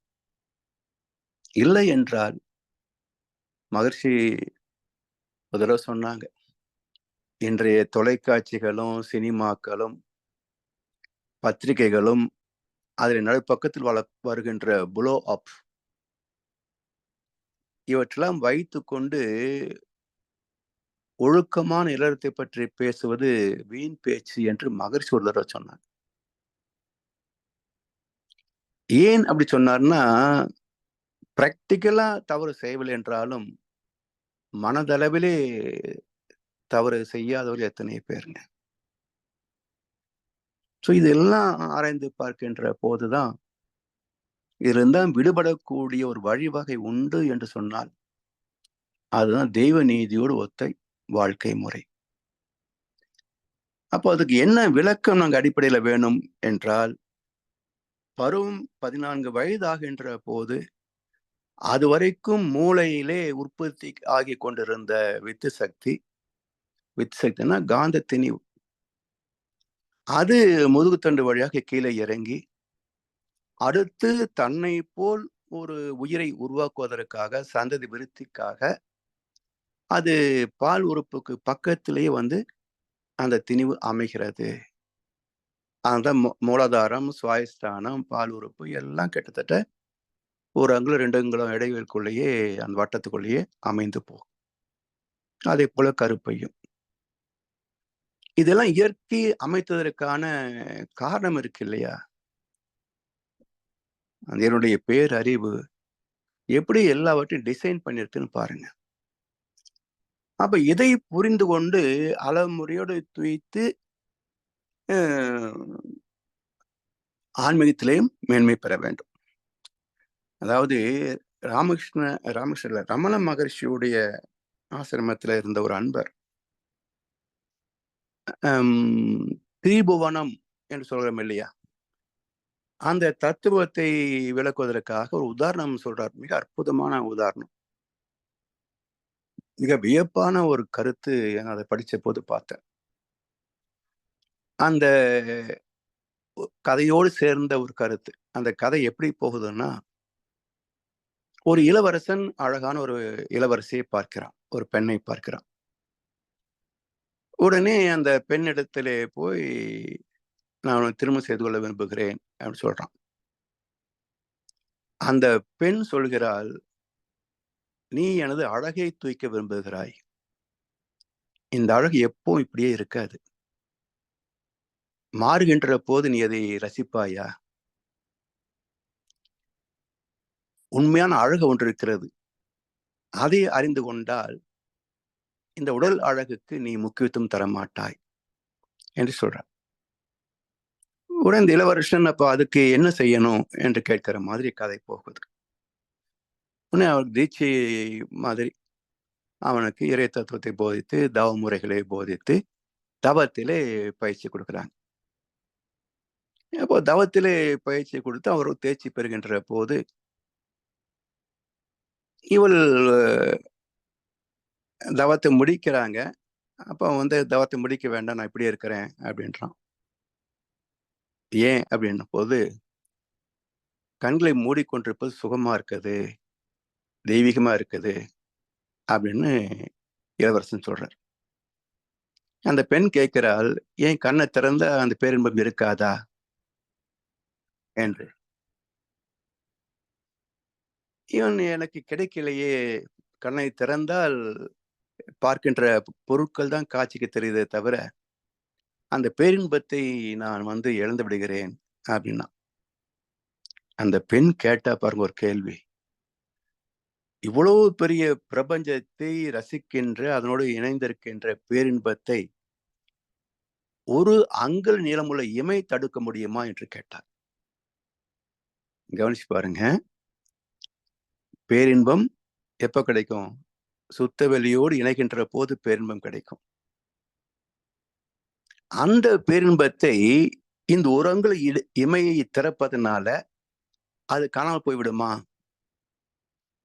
அப்ப என்ன சொல்ல வர்றா அந்த பெண் என்றால், சகஜ நிஷ்டைன்னு பேருங்க. விழித்து கொண்டிருந்தாலும் உறங்கிக் கொண்டிருந்தாலும், எச்செயலை செய்தாலும் ஏதவஸ்தைப்பட்டாலும் முக்தர் மனமிருக்கும் மௌனத்தே என்பவர் ஒரு சித்தர். அதுபோல கண்கள் திறந்திருந்தாலும் தவநிலையில இருக்கலாம் என்று அந்த திரிபுவனம் தத்துவத்தை விளக்கி சொல்வதற்கு அந்த கதையை பயன்படுத்துகிறார் அந்த எழுத்தாளர். மிக அற்புதமான ஒரு செய்தி. அந்த சுத்தவெளி அனுபவத்தை ஒரு அங்குல நீளமுள்ள இமை மறைத்து விடுமா, தடுத்து விடுமா? அப்போ கண்களை திறந்து கொண்டே கூட தவநிலையில் இருக்க முடியும், வாழ்க்கை நடத்த முடியும். அப்படி வாழ்ந்து காட்டியவர்கள் தான் ஞானிகள். அப்ப குரு பத்தினியோடு வாழ்ந்துதானே ஆன்மீகத்தை 2 பேரும் அடைந்திருக்கிறாங்க. சோ இதுல அந்த கவர்ச்சியில சிக்கக்கூடாது என்பதற்காகத்தான் சில செய்திகளை நமக்கு சொல்லியிருக்கிறாங்க.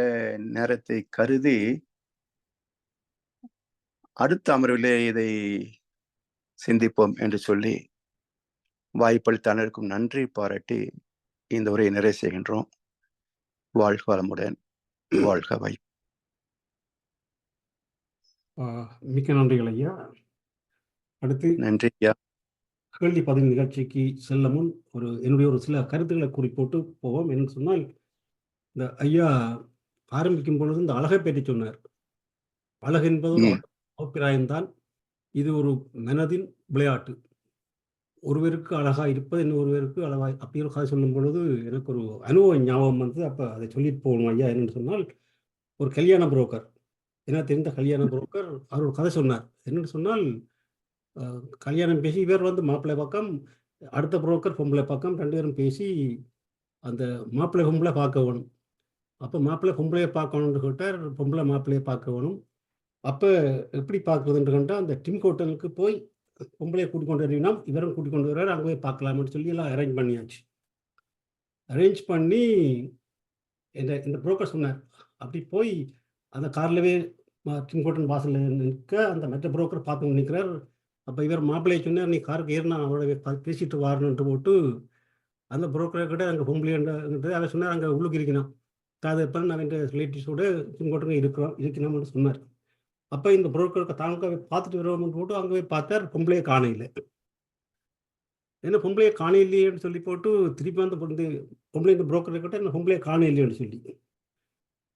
அப்போ அவர் சொன்னார், என்ன அங்கே உள்ளுக்காத இருக்கணும், அந்த தாய்தப்பன் இருக்கணும் பக்கத்துலேன்னு சொல்லி சொன்னதை பார்த்தா ஒரு பொம்பளை ஒன்று இருக்கிறான். இவர் பார்த்துட்டு ஜோதிச்சாரான் தான் அந்த டிம் ஹோட்டலும் பின்பக்கத்தால் ஓடட்டோன்னு சொல்லி. காரணம் என்னன்னு சொன்னால், அந்த அவரை சொன்னதை சொல்கிறேன்னா, அந்த பொம்பளை அவ்வளோத்தில் வடிவில்லை, நல்ல கருப்பு, பார்க்கவே தான் ஜோதிச்சாரா இவன் தனக்கு அடிக்க போகிறான் இந்த மாப்பிள்ளை என்றா இது கொண்டு அப்படியே ஜோதிச்சு கொண்டு, ஆனால் மரியாதைக்காக வந்ததை அப்படி டக்குன்னு செய்யக்கூடாதுன்னு போட்டு போய் மாப்பிள்ளைக்கு சொன்னாராம், டேய் அப்பா என்ன கோவிக்காத, நான் முதல் பார்க்க இல்லை, ஆனபடியால் நீ பக்குவமாக வந்து பார்த்துட்டு திரும்பி வா, நாங்கள் வீட்டவே சொல்லுவான் பக்குவமாக விருப்பம் இல்லைன்னு சொல்லி அப்படி சொல்லி கூட்டிகிட்டு போகிறாராம். கூட்டிக் கொண்டு போய் மாப்பிள்ளையை காட்டி போட்டு வர பார்க்கில் வந்து மாப்பிள்ளை சொன்னாராம் தனக்கு பரவாயில்ல பிடிச்சு கொண்டு வந்து சொல்லி. இவர் பெரிய ஆச்சரியம். அப்ப பெரிய ஆச்சரியம் அவருக்கு அவருக்கு அப்ப சரியில்லாம் நல்லதா போச்சுடான்னு சொல்லி போட்டு அந்த பொம்பளைன் புரோக்கரோட பேர்ந்து அதிப்பிறகு போய் சேர்க்க பார்த்தாலாம் அந்த பொம்பளைக்கு விருப்பம் இல்லையா. அவருக்கு பெரிய ஆச்சரியமேனோட, இவன் ஒரு அழகானவன் படித்தவன் எல்லாம் இருக்கு, ஆனால் மாப்பிள்ளையை பிடிச்சு கொண்டது அது மட்டும் மாதிரி. அதுதான் ஐயா சுருக்கமா நீங்க சொல்லும் போது எனக்கு இந்த ஞாபகம் வந்தது என்று கண்டால், ஏன் சொல்றேன்னு சொன்னால், ஐயாவின் இந்த சிந்தனை உரைகள் எல்லாம் மிக அந்த அனுபவத்தோடு அடிப்படையாக வச்சுதான் அவர்கிட்ட ஐயா பல விஷயங்களை நீங்கள் யாரும் கேட்டிருப்பீர்கள். அவர் உலகத்தில் நடமாடிக்கொண்டிருக்கும் பொழுது எத்தனையோ விஷயங்களை பார்த்து ஆராய்ஞ்சு அனுபவங்களை பெற்றுக்கொண்டே இருக்கின்றார். எனவே என்னுடைய கருத்து என்னன்னு சொன்னால், இந்த வேதாத்திரியம் மகர்ஷியின் அனுபவங்களின் தொகுப்பு என்று ஐயா தான் சொல்லுவார். ஆனால் ஐயாவின் சிந்தனை அந்த வேதாத்திரியத்தோட அவருடைய அனுபவங்களையும் சேர்த்து அது சொல்லும் விதம் ஒரு மிகவும் அற்புதம் ஐயா.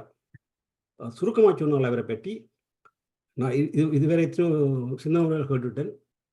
சுருக்கமாக அவரை பற்றி சொல்வது என்று சொன்னால், அவர் ஒரு ஆத்ம நுழைவுடன் வாழ்பவர். அப்படியானவரின் சிந்தனை உரையை கேட்க கேட்க எங்களுக்கும் ஒரு ஆத்ம நுழைவு ஏற்படும் என்பதில் ஐயமில்லை என்பதை கூறிக்கொண்டு அடுத்ததாக அன்பர்களிடம் வருவோம். உங்களுடைய கேள்விகள் ஏதாவது இருந்தால், இல்லாட்டி நீங்கள் ஏதாவது கருத்துகள் சொல்ல விரும்பினால் கையை உயர்த்தி சொல்லிக்கொள்ளலாம். வாழ்க்கை.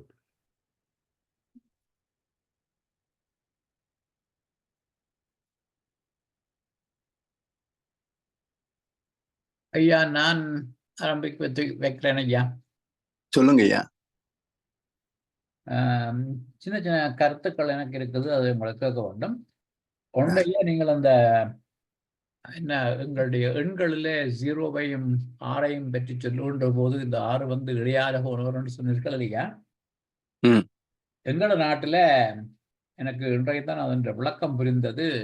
எங்களோட நாட்டில் எங்களோட ஊர்ல யாரையும் வைகின்ற போது பொதுவாக அதுவும் குறிப்பாக பெண்கள் அழைப்பார்கள் குறுக்கால போனவனே என்று.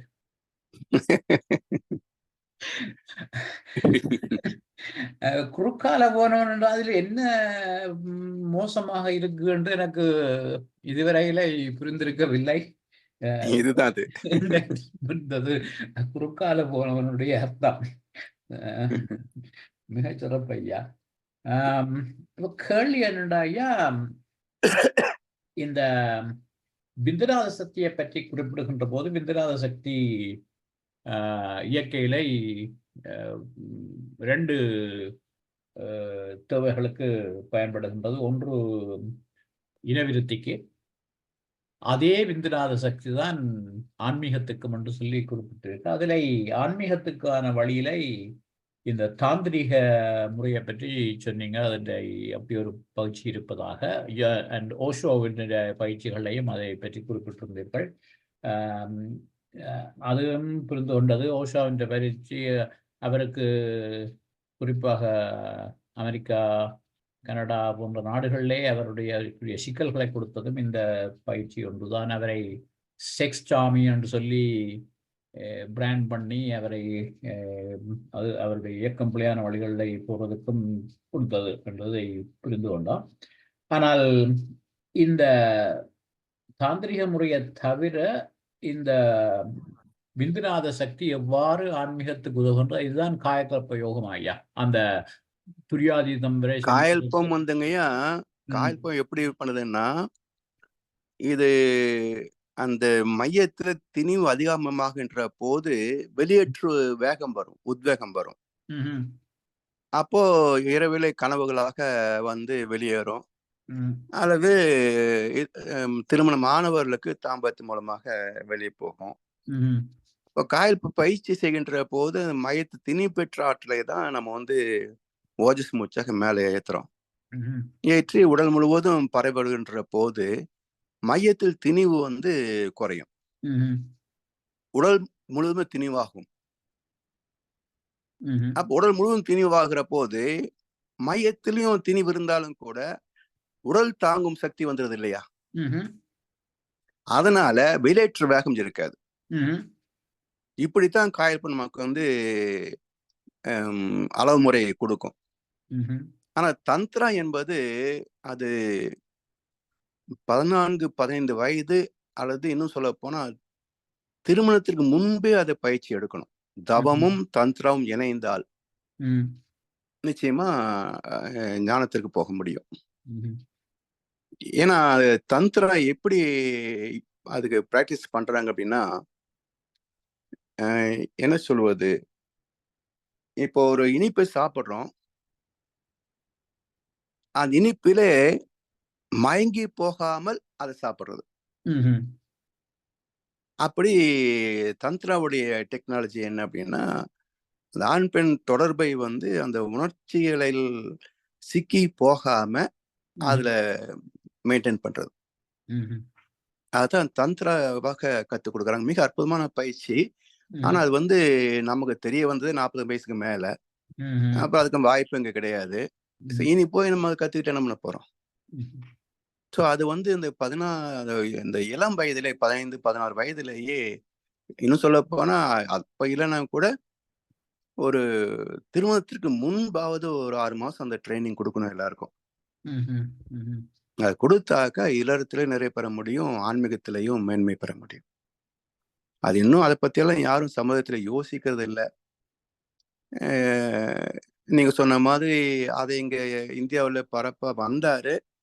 பட் அவங்க எல்லாமே middle age and aged people. நான் அதை கேள்விப்பட்டிருக்கேன். ஒரு போட்டோ கூட நான் அதை பார்த்தேன். தந்திராவை எப்படி அவங்க ப்ராக்டிஸ் பண்றாங்க அப்படின்ட்டு ஒரு போட்டோ கூட பேப்பர்ல போட்டிருந்தாங்க. பட் அது அவங்களுக்கு யூஸ் ஆகாது. எல்லாமே மிடில் ஏஜ் பீப்புள், அவங்களுக்கு யூஸ் ஆகாது. அவருடைய தாற்பயத்தை பார்க்கிற போது எப்படி வந்து ஒன்றை கற்றுக்கொள்கின்ற போதே கற்க கசடரன் வள்ளுவர் சொல்றாரு, அது மாதிரி தெளிவாக கற்றுக்கொள்வது. அப்ப இதுல என்ன தெளிவு? புலன் கவர்ச்சியில் சிக்காமல் அதை பயன் கொள்ளக்கூடிய தெளிவு. அப்ப என்ன ஆகுது அப்படின்னா, ஓஷோ சொல்லக்கூடிய துணை இல்லாமலேயே நமக்குள்ளேயே அந்த பேரின்பத்தை தூக்கக்கூடிய ஒரு வாய்ப்பு. அது தந்திரா மூலமா தான் அதை டெவலப் பண்ணிக்க முடியும். அது உண்மையிலேயே அந்த சிஸ்டம் வந்து உலகளாவி வந்து திருமணத்துக்கு முன்பே ஒரு பயிற்சியாக கொடுக்கப்பட்டால் மட்டுமே கற்பையும் காப்பாற்றலாம், ஆன்மீகத்திலையும் உலகளவிலே கொண்டு போகலாம். இப்போ என்னுடைய கேள்வி ஐயா, அப்ப அந்த ஆன்மீகத்துக்கு இந்த பிந்துநாத சக்தி ஏன் தேவை என்று வருகின்ற போது நான் யோசிச்சேன், இந்த துரியாதீதம் மாதிரி அந்த உடலை விட்டு மனம் செல்வதற்கு அந்த மன ஆற்றல் வேணும். அந்த சக்தியை இந்த பிந்துநாத சக்தி தான் கொடுக்கும். அப்படி இல்லையா? அதுவும் உண்டு. உண்டு. ஏன்னா இப்போ உடலிலிருந்து நம்ம வெளியே போவதற்கு இந்த பயிற்சி அவசியம். இப்ப மகரிஷி இதை தவிர்த்து இன்னொரு வழி கண்டுபிடிச்சிருக்கிறார்.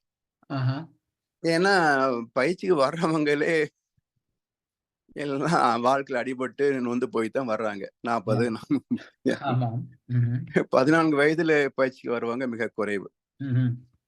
அப்ப என்ன பண்றாங்க? மனதை கொண்டே பிரபஞ்சத்தோடு இணையக்கூடிய ஒரு பயிற்சியாக சக்திகளை சிவகுல தவம் கொடுத்துட்றாங்க. அப்ப இந்த சக்திகளை சிவகுல தவம் செய்கிற போது என்ன ஆகுது? சில வினாடிகள் அதுல லயமாக தேர்ச்சி பெற்று விட்டால் கூட ஒரு கட்டத்துல உடல் சக்தி வந்து தேவையில்லாமலேயே அதுங்க போக முடியும். அதாவது மனோசக்தியை பயன்படுத்தி அங்க போறோம். அதாவது மனம் வந்து புலன் கவர்ச்சி என்பதெல்லாம் 14 to 40 தானே. அதை கடந்து நமக்குள்ளேயே 8 அலை சொல்லிருக்கு வந்துடுறோம். அப்ப கடந்து 7ல பிரபஞ்சத்துல இணைகின்ற போது பிரபஞ்ச சக்திக்கு மேல வேற என்ன சக்தி வேணும்? அப்ப மனசக்தியை கொண்டு இறை உணர்வு பெற முடியும் அப்படின்னு மகர்ஷி அப்படி கொண்டு போயிட்டாங்க. சோ வயோதிகர்கள், வயதானவர்களும் இந்த பயிற்சியை செய்தால் இறைவனை பெற முடியும். இளைஞர்களாக வந்து விட்டா காயல் பயிற்சி செய்தும் அப்படி போக முடியும். அப்படி 2 வழியில நமக்கு வாய்ப்பு கொடுத்திருக்கிறாரு மகர்ஷி.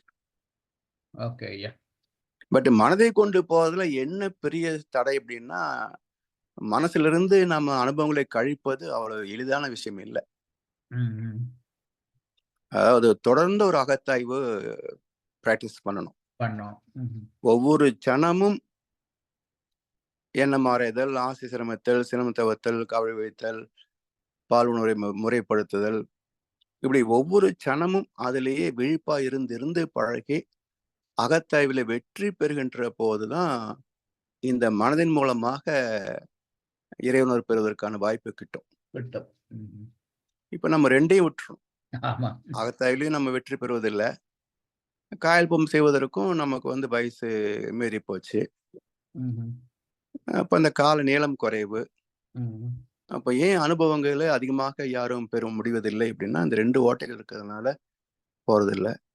மகர்ஷி அது 2ஐயும் அடைக்கிறதுக்கு தானே தவத்தையும் அகத்தாயும் கொடுத்துருக்குறாங்க. அப்ப யார் இதை சிரத்தையோட பின்பற்றுகிறார்களோ அவர்கள் நிச்சயமாக இறைவனரை பெற்று ஒரு நிறைவான வாழ்க்கை வாழ முடியும்.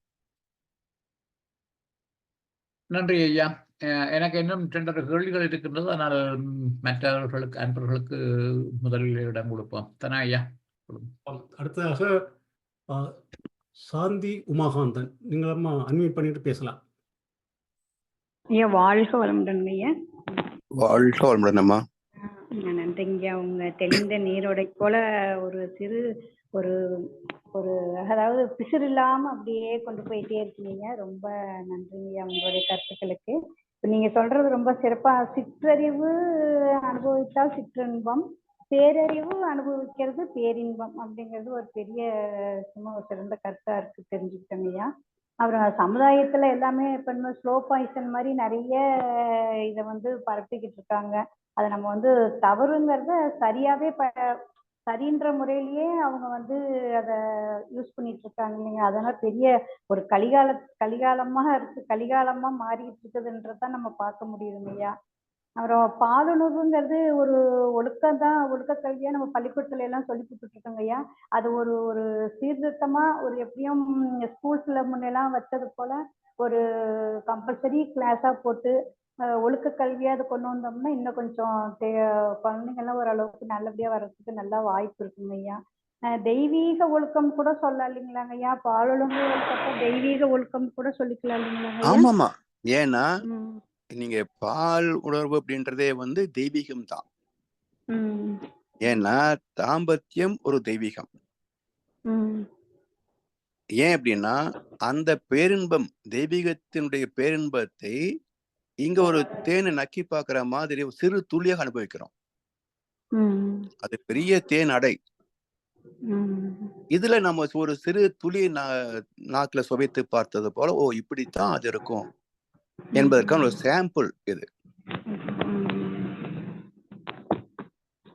இது சமுதாயத்துடைய பொறுப்பு மிக அதிகம். இதுல இன்றைக்கு இங்க எல்லாம் ஒரு செவி வழி செய்தி என்னன்னா, 10க்கு ஒரு குறைந்தபட்சம் நான் கம்மியா சொல்றேன், ஒரு 3 பேராவது பெண்கள் திருமணத்துக்கு முன்பே அனுப்பப்படுறாங்க அப்படின்றதும், 10க்கு 5, 6 ஆண் பிள்ளைகள் திருமணத்துக்கு முன்பே அனுப்பப்படுகிறார்கள் என்பதும் செவி வழி செய்தியாக இங்க நான் கேள்விப்பட்டிருக்கேன்.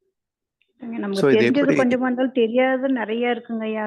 உள்ள போய் பார்த்தா பயங்கரமா பயமா இருக்குங்க ஐயா. வெளியில குழந்தைங்களை பயமா அந்த அளவுக்கு இதா போயிட்டு இருக்குங்க ஐயா. கேள்விப்பட்டா அதான் இருக்குங்க. அதுவும் வட இந்தியாவில எல்லாம் பாத்தீங்கன்னா நிறைய இருக்கு. அதுவும் இந்த இணையதளம் வந்த பிறகு அதுல சம்பாதிப்பதற்கு என்று செய்யக்கூடிய வேலைகள் எல்லாம் நிறைய இருக்கு. என்னன்னா எப்படியோ பணம் வந்தா போதும் அப்படின்ற ஒரு கலாச்சாரம் இந்தியாவில அதிகமாகவே தாக்கிட்டு இருக்கு. பணம், பேர், புகழ் இதுக்கோசரமே தவறான வழியில புகழ் வந்தாலும் பரவாயில்லன்ட்டு அப்படிதான் செய்யறாங்க ஐயா அவங்க இந்த மாதிரி பண்ணி. ஆமா, எப்படி போனா பணம் வந்தா போதுன்றது மைய கருத்தா மாறி போச்சுங்க. ரொம்ப வருத்தப்பட வேண்டிய விஷயமா தான், சமுதாயம் ரொம்ப வருத்தப்பட வேண்டிய விஷயமாவே இருக்குங்க ஐயா. ஆமா, அதாவது நான் வங்கியில பணி புரிந்த காலத்துல ஆபீஸ்ல ஒர்க் பண்ணக்கூடிய ஒரு சப்ஸ்டாஃப், அவருக்கு 3500 ரூபாய் சம்பளம். இது வந்து 2010ல நான் சொல்றேன். 2008, 9, 10 அந்த காலகட்டத்துல. அப்போ நான் அவர்கிட்ட கேட்டேன், எங்களுக்கு பேங்க்ல வாங்குற சம்பளமே சிக்கனம் இல்லைன்னா தலைமீறி போயிடும், அந்த அளவுக்கு நாங்க சிரமப்படுறோம் குடும்பம் நடத்துறதுக்கு. வெறும் 3500 ரூபாய் வச்சு நீங்க எப்படி குடும்பம் நடத்துறீங்க, அந்த டெக்னிக் எனக்கு சொல்லுங்களேன் அப்படின்னு. எப்படியோ சமாளிக்கிறோம் சார் அப்படின்னாரு. அதான் எப்படின்னு சொல்லுங்களேன் அப்படின்னு. அதெல்லாம் சொல்ல முடியாது சார் அப்படின்னு போயிட்டார். அப்ப இது போல சமுதாயத்துல உழைப்புக்கு தகுந்த கூலி இல்லைன்னு வச்சுங்களேன், அப்புறம் அதுவே ஒரு காரணமாயிடுமே இல்லையா? இப்படி பல காரணங்கள். இந்த முன்னையாவது கண்ணதாசனுடைய எய்ட்ஸ் பாட்டு ரொம்ப அப்படின்றது அருமையா. பயந்துட்டு இருந்தாங்க ஐயா, இப்ப அதுக்கும் துணிஞ்சா இருக்கிறாங்க. எய்ட்ஸ் ஆமா, அப்படின்னு இதை பயந்துட்டு உங்களுக்கு இருந்தாங்க, எல்லாம் இப்பெல்லாம் ஓப்பன் அதுக்கும் ஆயிடுச்சுல்லம்மா. துணிஞ்சுதான் இருக்காங்க. அதான்யா. ஆமா, எனக்கு ஏதோ ஒரு பயத்தை உண்டு பண்ணாதான் இது பண்ண முடியும். என்ன பண்றது? ஒரு ஒழுக்கத்தை அதுதான். புரிய அதுக்குத்தான் வந்து என்ன வச்சுட்டா. சொல்றாங்க, இந்த ஏன் உங்களுக்கு வியாதிகள் வருது அப்படின்றத பத்தி சொல்லணும். நீங்க சமுதாயத்துல வந்து பாலியல் வியாதிகள் வர காரணம் என்ன அப்படின்றதுக்கெல்லாம் காரணத்தை சொன்னாதான் கற்புக்கு திரும்ப முடியும். அதெல்லாம் யாரும் பேசுறது இல்ல, தெரியாமலேயே தவறு செய்துடுறாங்க. எங்க போய் தெரிஞ்சுக்குவாங்க குழந்தைக்கு பாவம். சரியான முறையில வழிநடத்துறதுக்கும் ஆட்கள் இல்லைங்கய்யா. ஃப்ரெண்ட்ஸுங்க மூலியமாவே எல்லாம் அந்த மாதிரி பண்ணிக்கிறதுனால அதுதான் என்னன்னா, வழிநடத்துறதுக்கு ஆட்கள் குருடன் இல்லைங்க. குருடனுக்கு வழிகாட்டின மாதிரி அவங்கள வந்து பெற்றோர்கிட்டயோ தாத்தா பாட்டிக்கிட்டயோ கேட்கறதுக்கு சங்கடப்பட்டுக்கிட்டு அவங்க ஃப்ரெண்ட்ஸ்குள்ளேயே அவங்க டிஸ்கஸ் பண்ணும்போது அவனுக்கு என்ன தெரியும், சேம் ஏஜ் குரூப் தானே. அப்ப தவறான அனுபவங்களை தானே சொல்லுவாங்க. ஸோ இதை வந்து நாம பேசக்கூடிய அளவுக்கு சமுதாயத்துல விரிவு வேணும். நம்ம ஏற்கனவே 2 கிளாஸ்ல நான் அதை பேசியிருக்கேன். இது வந்து ஒரு அசிங்கமான செய்தி இல்ல. எத்தனையோ விஷயங்கள், அசிங்கமான செய்திகள் எல்லாம் நம்ம பார்த்துக்கிட்டும் கேட்டுக்கிட்டும் பேசிக்கிட்டு தான் இருக்கிறாங்க.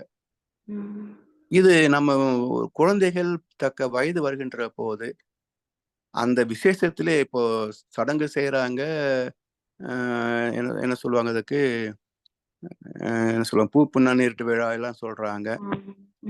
அந்த சடங்குலயே இதனுடைய தாற்பயத்தை சொல்லணும். சொல்ற போது அங்க வரக்கூடிய எனக்கு கூட ஒரு சிந்தனை வருங்கய்யா. இப்ப பெண்களுக்கெல்லாம் பூப்பு நீராட்டு விழா வைக்கும் போது அந்த ஏஜ் குரூப்ல இருக்கிற பெண்கள் எல்லாத்தையும் அவங்க குடும்பத்தை எல்லாத்தையும் வரவழைச்சு எல்லா ஒரே ஏஜ் குரூப்ல இருக்கிற எல்லாத்துக்கும் காய்கள் பம் கொடுத்து இதுதான் பூப்பு நீர் ஒரு சிறப்பான ஒரு இதா மாத்திட்டா ஒரு அதாவது அதுல வந்துமா காயல் பயிற்சி கொடுக்கணும். ஆனா அந்த பயிற்சிக்கு முன்பே ஏன் இது அவசியம் அப்படின்ற கருத்துல ஒன்று அந்த தூண்டிலிருந்து நம்ம தவிர்க்கிறது ஒண்ணு. ரெண்டாவது, அந்த தூண்டல் வருகின்ற போது தவறுகளிலிருந்து நம்மை காத்துக்கொள்வது ஒண்ணு. மூன்றாவது, இந்த நோய்கள் வருவதற்கான அந்த வாய்ப்புகளை தவிர்ப்பது ஒண்ணு. இதெல்லாம் அந்த காரண காரியத்தோட காயல்பத்தை அந்த இளைஞர்களுக்கு, ஆண்களுக்கும் பெண்களுக்கும் வகுப்படுத்தோம்னா நிச்சயமா அவங்களுக்குள்ள ஒரு அவேர்னஸ் கிரியேட் பண்ணும். நிறைய சிரத்தை எடுத்து நம்ம தனிப்பட்ட முறையில இன்னும் கொஞ்சம் எவ்வளவு தூரம் இது பண்ணி போறோமோ நிறைய இன்புட் கொடுத்து நம்ம எல்லாம் கொஞ்சம் செஞ்சு வந்தாதான் கொஞ்சமாவது முன்னேற்ற முடியும். ஆமா ஆமா ஆமா. நன்றிங்கய்யா. வாழ்க வளமுங்க. மிக சிறப்புங்கய்யா. நன்றிங்க. சிவாயா சிவாயா. ஆமாம், வாழ்க வளமுடன். இருக்கிறது ஐயா டக்கு. ஐயா, என்ன ஒரு கேள்வி குறிப்பிட்டீர்கள். இந்த ஒரு என்ன சொல்றது, ஒரு சந்தர்ப்பத்துல என்ன வயது வந்தவர்கள் எல்லாம் வாழ்ந்து முடிந்தது, இவள் போய் சேர வேண்டியதுதான் என்று சொல்கின்ற போது நீங்கள் அது போய் சேருவது போறது நிச்சயம், ஆனா போய் சேர்க்க இடமும் தெரிஞ்சிருக்க வேண்டும், இடமும் தெரிய வேண்டும், அதுக்குரிய தகுதியும் வேண்டும் என்று சொன்னீங்க. அதுல எனக்கு கேள்வி என்னடாயா, இப்ப நான் ஒரு சிலரை பார்த்திருக்கிறேன். அவர்கள் இப்ப எந்த விதமான ஆன்மீக ஈடுபாடும் இல்லை. ஆனால் ஒரு நிறைவான வாழ்க்கை வாழ்ந்திருக்கிறார்கள். ஒழுக்கமான நல்ல வாழ்க்கை. ம். எல்லாம் பெரளவுக்கு சிக்கல் இல்லாமல் ஆனால் நல்ல நல்ல வாழ்க்கை ஒன்றை வாழ்ந்திருக்கிறார்கள். வாழ்ந்து ம். அவர்களுக்கு ரத்த பற்றியும் பெரிதாக இல்லை என்று அவர்கள் நிறைவாக வாழ்ந்தேன் என்ற திருப்தியும் அவர்களுக்கு இருக்கின்ற அளவுக்கு வாழ்ந்திருக்கின்றார்கள். ஆனா ம். ஆன்மீகத் துறையிலே அவர்கள் எட்டி கூட பார்க்கவில்லை. ம். ம். அப்ப அவர்களுக்கு அந்த போற இடம் என்பது எது என்று தெரிந்து கொள்வதற்கு அதாவது ம். ஆன்மீகம் என்பது என்ன ம்ஹும். அப்படின்னாங்கயா, ம்ஹும். இந்த பக்குவத்தை கொடுப்பதுதான். ம்ஹும். சிலருக்கு அந்த பயிற்சி இல்லாமலேயே அந்த பக்குவம் வரும். வரும். ஆஹா. பல பேருக்கு அது பயிற்சியின் மூலமாகத்தான் வரும். வரும். ஓகே. அதுக்காகத்தான் பயிற்சி. அதெல்லாம் சாமி சொல்லுவாங்களே, கல்லும் மரமும் மௌன நிலையில் நின்று கடமை தவறாது பயனாகும் போது. ஆமா. அப்ப தவம் என்பது இயற்கை. இயற்கை. ம்ஹும். இயற்கை. அதுல விலகி போகிற போதுதான் தவத்தை பயிற்சியின் மூலமாக இயற்கைக்கு திரும்புறோம். ம்ஹும். வேற ஒண்ணும் இல்ல. வரும். ஓகே. நம்ம தவம்னா இன்னும் நினைச்சிட்டு இருக்கிறோம். தவம் என்பது மீண்டும் இயற்கையோடு இணைந்து வாழ்வதற்கு பக்குவப்படுத்துவதுதான். ம்ஹும். அப்ப இயற்கையோடு இணைந்து வாழ்வது என்ன அப்படின்னா, பொருள் பற்று, மக்கள் பற்று எல்லாம் அளவு முறை வச்சுக்கிட்டு எது இருக்கிறதோ நம்ம செய்ய வேண்டிய கடமை இருக்கு, எல்லாம் பார்த்துட்டு இருக்கிறோம். சரி, எல்லாம் முடிந்தது, எல்லாம் குழந்தைகளும் வளர்ந்தாச்சு, அவங்களும் நல்ல தொழில் பார்த்துக்கிறாங்க, அவங்க குழந்தை வந்தாச்சு, அவங்க ஃபேமிலி அவங்க பார்த்துப்பாங்க, நம்ம கடமை முடிஞ்சு போச்சு. Right, okay, bye, we are the exit gate அப்படின்னு ரெடியா இருந்தோம் வச்சுங்களேன். அது பக்குவம். அது இல்லாம போய் இந்த பேர குழந்தைகளை நோண்டி அவன் அதை பண்றான், இதை பண்றான், நீ என்ன பண்ற, நான் என்ன பண்றேன்னு போய் நீங்க அமெரிக்கா, கனடா போன்ற வெளிநாடுகளில பல குழந்தைகள் ஏன் பெற்றோர் கூட வச்சுக்கிறது இல்லைன்னா, இது ஒரு பெரிய நியூசன்ஸ் கேஸுங்க. சும்மாவே இருக்காது. சும்மாவே இருக்காது. இந்த ஆதிக்கத்தை எல்லாம் கொண்டு போய் குழந்தைங்க மேல திரிப்பாங்க. இவங்களுடைய கல்ச்சர்ல கொண்டு வந்து அவங்க மேல திரிப்பாங்க. யார்கிட்ட பெண் குழந்தை பேசினா ஏன் அப்படியே பேசாதேம்பாங்க. ஸோ இதெல்லாம் அங்க மேட்ச் ஆகாது. அப்போ அந்த சந்தர்ப்ப சூழ்நிலைக்கு தகுந்தாற் போல ஒத்து போகக்கூடிய பக்குவம் உள்ள பெற்றோர்களை குழந்தைகள் வேணும்னு சொல்ல மாட்டாங்க. நன்றி ஐயா. இது ஒரு காரணம். தெளிவான விளக்கம். நிச்சயமாக ஐயா. அது அப்படி வாழ்ந்தவர்கள் சிலர் ஒரு சிலர் தான். ஆனால் அவர்கள் முழுமையான வாழ்க்கையைத்தான் வாழ்ந்திருக்கின்றார்கள். இன்னொரு கேள்வி ஐயா அதோட சம்பந்தப்பட்டது. இப்ப விலங்குகள் அவர்கள் விலங்குகள் பிறக்கு உயிர் வினவித்து செய்கின்றன, உண்கின்றன, பிறந்து போகின்றன. இடையிலே அவர்களும் இந்த தாம்பத்தியத்திலே அந்த மனிதர்களை விட முழுமையும் பெறக்கூடும். இறந்த பின்பு அந்த விலங்குகளுடைய உயிருக்கு ஆன்மாவுக்கு என்ன நடக்கின்றது? அது உடல் சார்ந்த தேவைகள் தான். அப்போ அதனுடைய பதிவு என்ன, அவருடைய கருமையத்துல என்ன பதிவு இருக்கும் அப்படின்னா, தன் வாழ்வதற்காக தேவையான உணவு அல்ல அந்த உணவை பெறக்கூடிய நுட்பங்கள். இப்போ நரி ஒரு மாதிரி வேலை செய்யுது, மற்ற ஜீவன் ஒவ்வொன்றும் அந்த உணவை பெறுவதற்கு எத்தனை வேலைகளை செய்யுது, அது எல்லாமே அது கருமையத்தில் இருக்கும். அப்போ அது தொடர்ந்து இந்த சந்ததி வழியாக போய்கிட்டு இருக்கும். இறக்கும் போது பஞ்சபோதத்துல பஞ்ச தன்மாத்திரை வருது இல்லையா, அது போல போயிடும். ஆசா பாசங்கள், சொந்தம், உணர்வு அப்படின்றதெல்லாம் விலங்குகளுக்கு கிடையாது. நீங்க இன்னும் சொல்ல போனா, ஒரு நாய்க்கு பிரியாணி போடுறோம், ஒரு நாள் வேற சாதம் வைக்கிறோம். அந்த ரெண்டையும் சாப்பிட்ற போது நாயுடைய முகத்தை கவனிச்சு பாருங்க. ஹாய் பிரியாணி அப்படின்னு சந்தோஷமா சாப்பிடுதா, தயிர் சாதம் தானா அப்படின்னு வெறுப்பா சாப்பிடுதான்னு பாருங்களேன். கிடையாது, பேதம் இருக்காது. அதனால விலங்குகள் வரைக்கும் அது எப்படி பஞ்சத்தன் மாத்திரைகள் தான். பஞ்சபூதங்கள், பஞ்சத்தன் மாத்திரைகள். அதே போல பஞ்ச புலன்கள், பஞ்ச தன்மாத்திரைகள், அவ்வளவுதான். இது இன்னொரு ஜீவனை தாக்கக்கூடிய அளவில் இருக்காது. அது குறிப்பா மனிதனை தாக்கக்கூடிய அளவில் இருக்காது. அப்ப இறந்த பின்பு அவர்கள் மிருகங்களுக்கு மறுபிறப்பில்லை, அப்படித்தானே? மறுபிறப்பு நமக்கும் கிடையாது. மறுபிறப்புன்றது இந்த ஆன்மா, இப்ப நமக்கு மறுபிறப்பு பிள்ளைகள் இருக்குத்தானே, அவைக்கும் அதுகளுக்கு அதாவது இப்போ ஒண்ணு வச்சுக்கோங்க, இப்போ ஒரு எத்தனையோ விலங்கு நம்ம வந்து ஆடுகள் எல்லாம் கொல்றோம், அது கொலை தானே. அப்படி கொலையான ஆடுகள் இன்னொரு ஆடுக்குள்ள போய் நுழைஞ்சுக்குமா, இல்ல மனசுக்குள்ள போய் அட்டாச் ஆகுமான்னு ஆகாது. ஏன்னா அந்த உயிருக்கு வந்து வாழ்கிறோம் அப்படின்னு பிரிச்சு பார்க்கறதுக்கு மனசுன்ற ஒரு முழுமை நிலை கிடையாது அந்த ஜீவாந்தத்துல. இப்ப நமக்குத்தான் நாம் அப்படின்றது தெரியும். இப்ப நம்ம சொல்றதை நாய் புரிஞ்சுக்குது அப்படின்னாக்க அது லாங்குவேஜ் தெரிஞ்சுக்குன்னு அர்த்தம் இல்லை.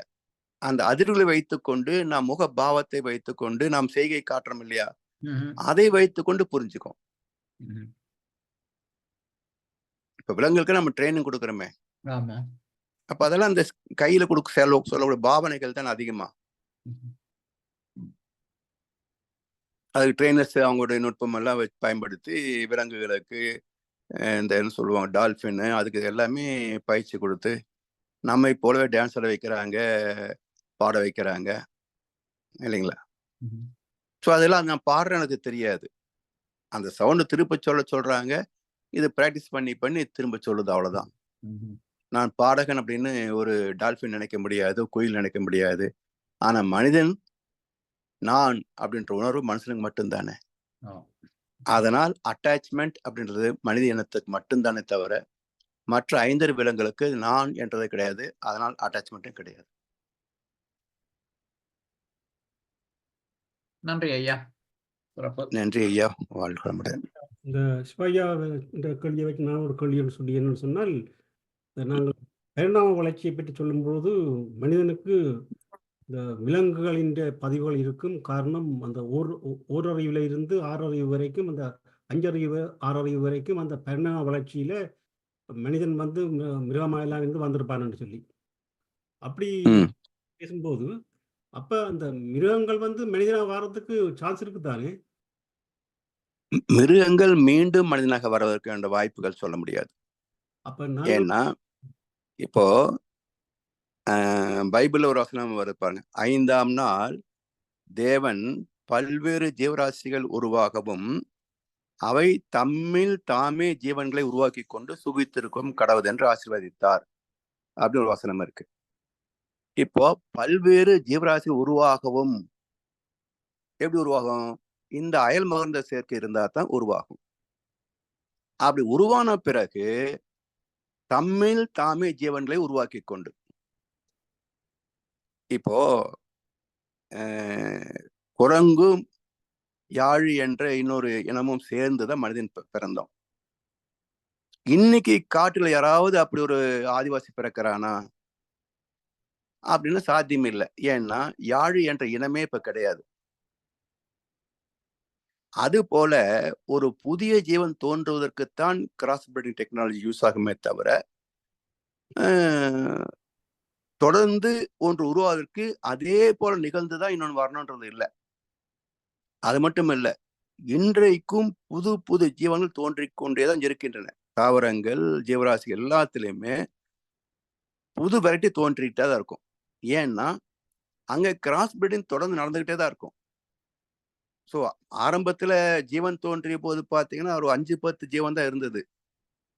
இன்றைக்கு 72 லட்சம் சொல்றாங்க. இப்போ அதோட கூடுதல் அப்படின்றாங்க. ஏன் கூடுதல் ஆகுது என்றால் புதிய புதிய ஜீவன்கள் அறிமுகமாகின்றன இந்த உலகத்திற்கு. ஏதோ 2 இணையும், புதுசா 1 வரும். ஸோ இந்த விதி மாறாது, எப்பவும் இருந்துகிட்டு தான் இருக்கும். ஆனா ஒன்று வந்த பிறகு மறுபடியும் இது எப்படி வந்ததோ அந்த 2 விலங்குகள் சேர்ந்துதான் வரணும் அப்படின்றது கிடையாது.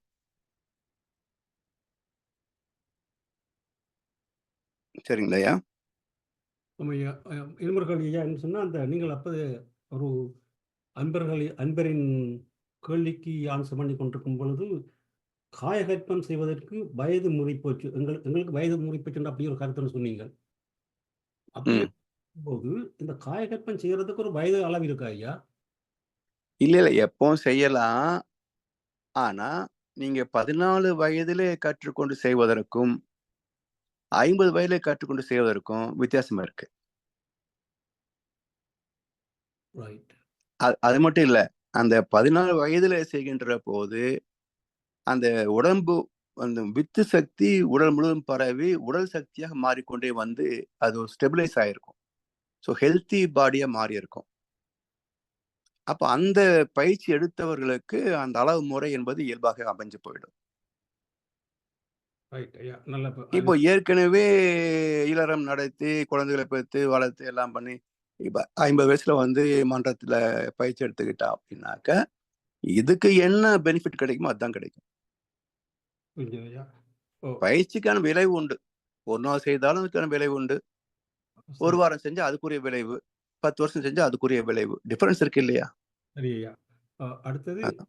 சிவாஜியாவின் கேள்விக்கு ஆன்சர் பண்ணும் பொழுது இந்த துரியாதீத தவத்தை மகர்ஷி எங்களுக்கு சொல்லி தந்தார் என்னன்னு சொல்லி சொன்னால் அந்த ம், சொன்னீங்க வந்து எல்லாரும் வந்து 14 வயசுல பாரம் இல்லை வேதாத்திரியத்துக்கு 40 45 அடிபட்டதுக்கு பிறகு வருவாங்க அப்படிலாம் கண்ணு வருவாங்கன்னு சொல்லி அப்படி ம், அதுக்கு அந்த உடல் சக்தி வந்து பெருசா இருக்காது அங்க அப்ப அந்த மனசக்தியால போறதுக்காகத்தான் இந்த துரியாதீதம் அதுகளை செய்து கொண்டு போக போக அந்த மனோசக்தி அதிகரிக்கும்.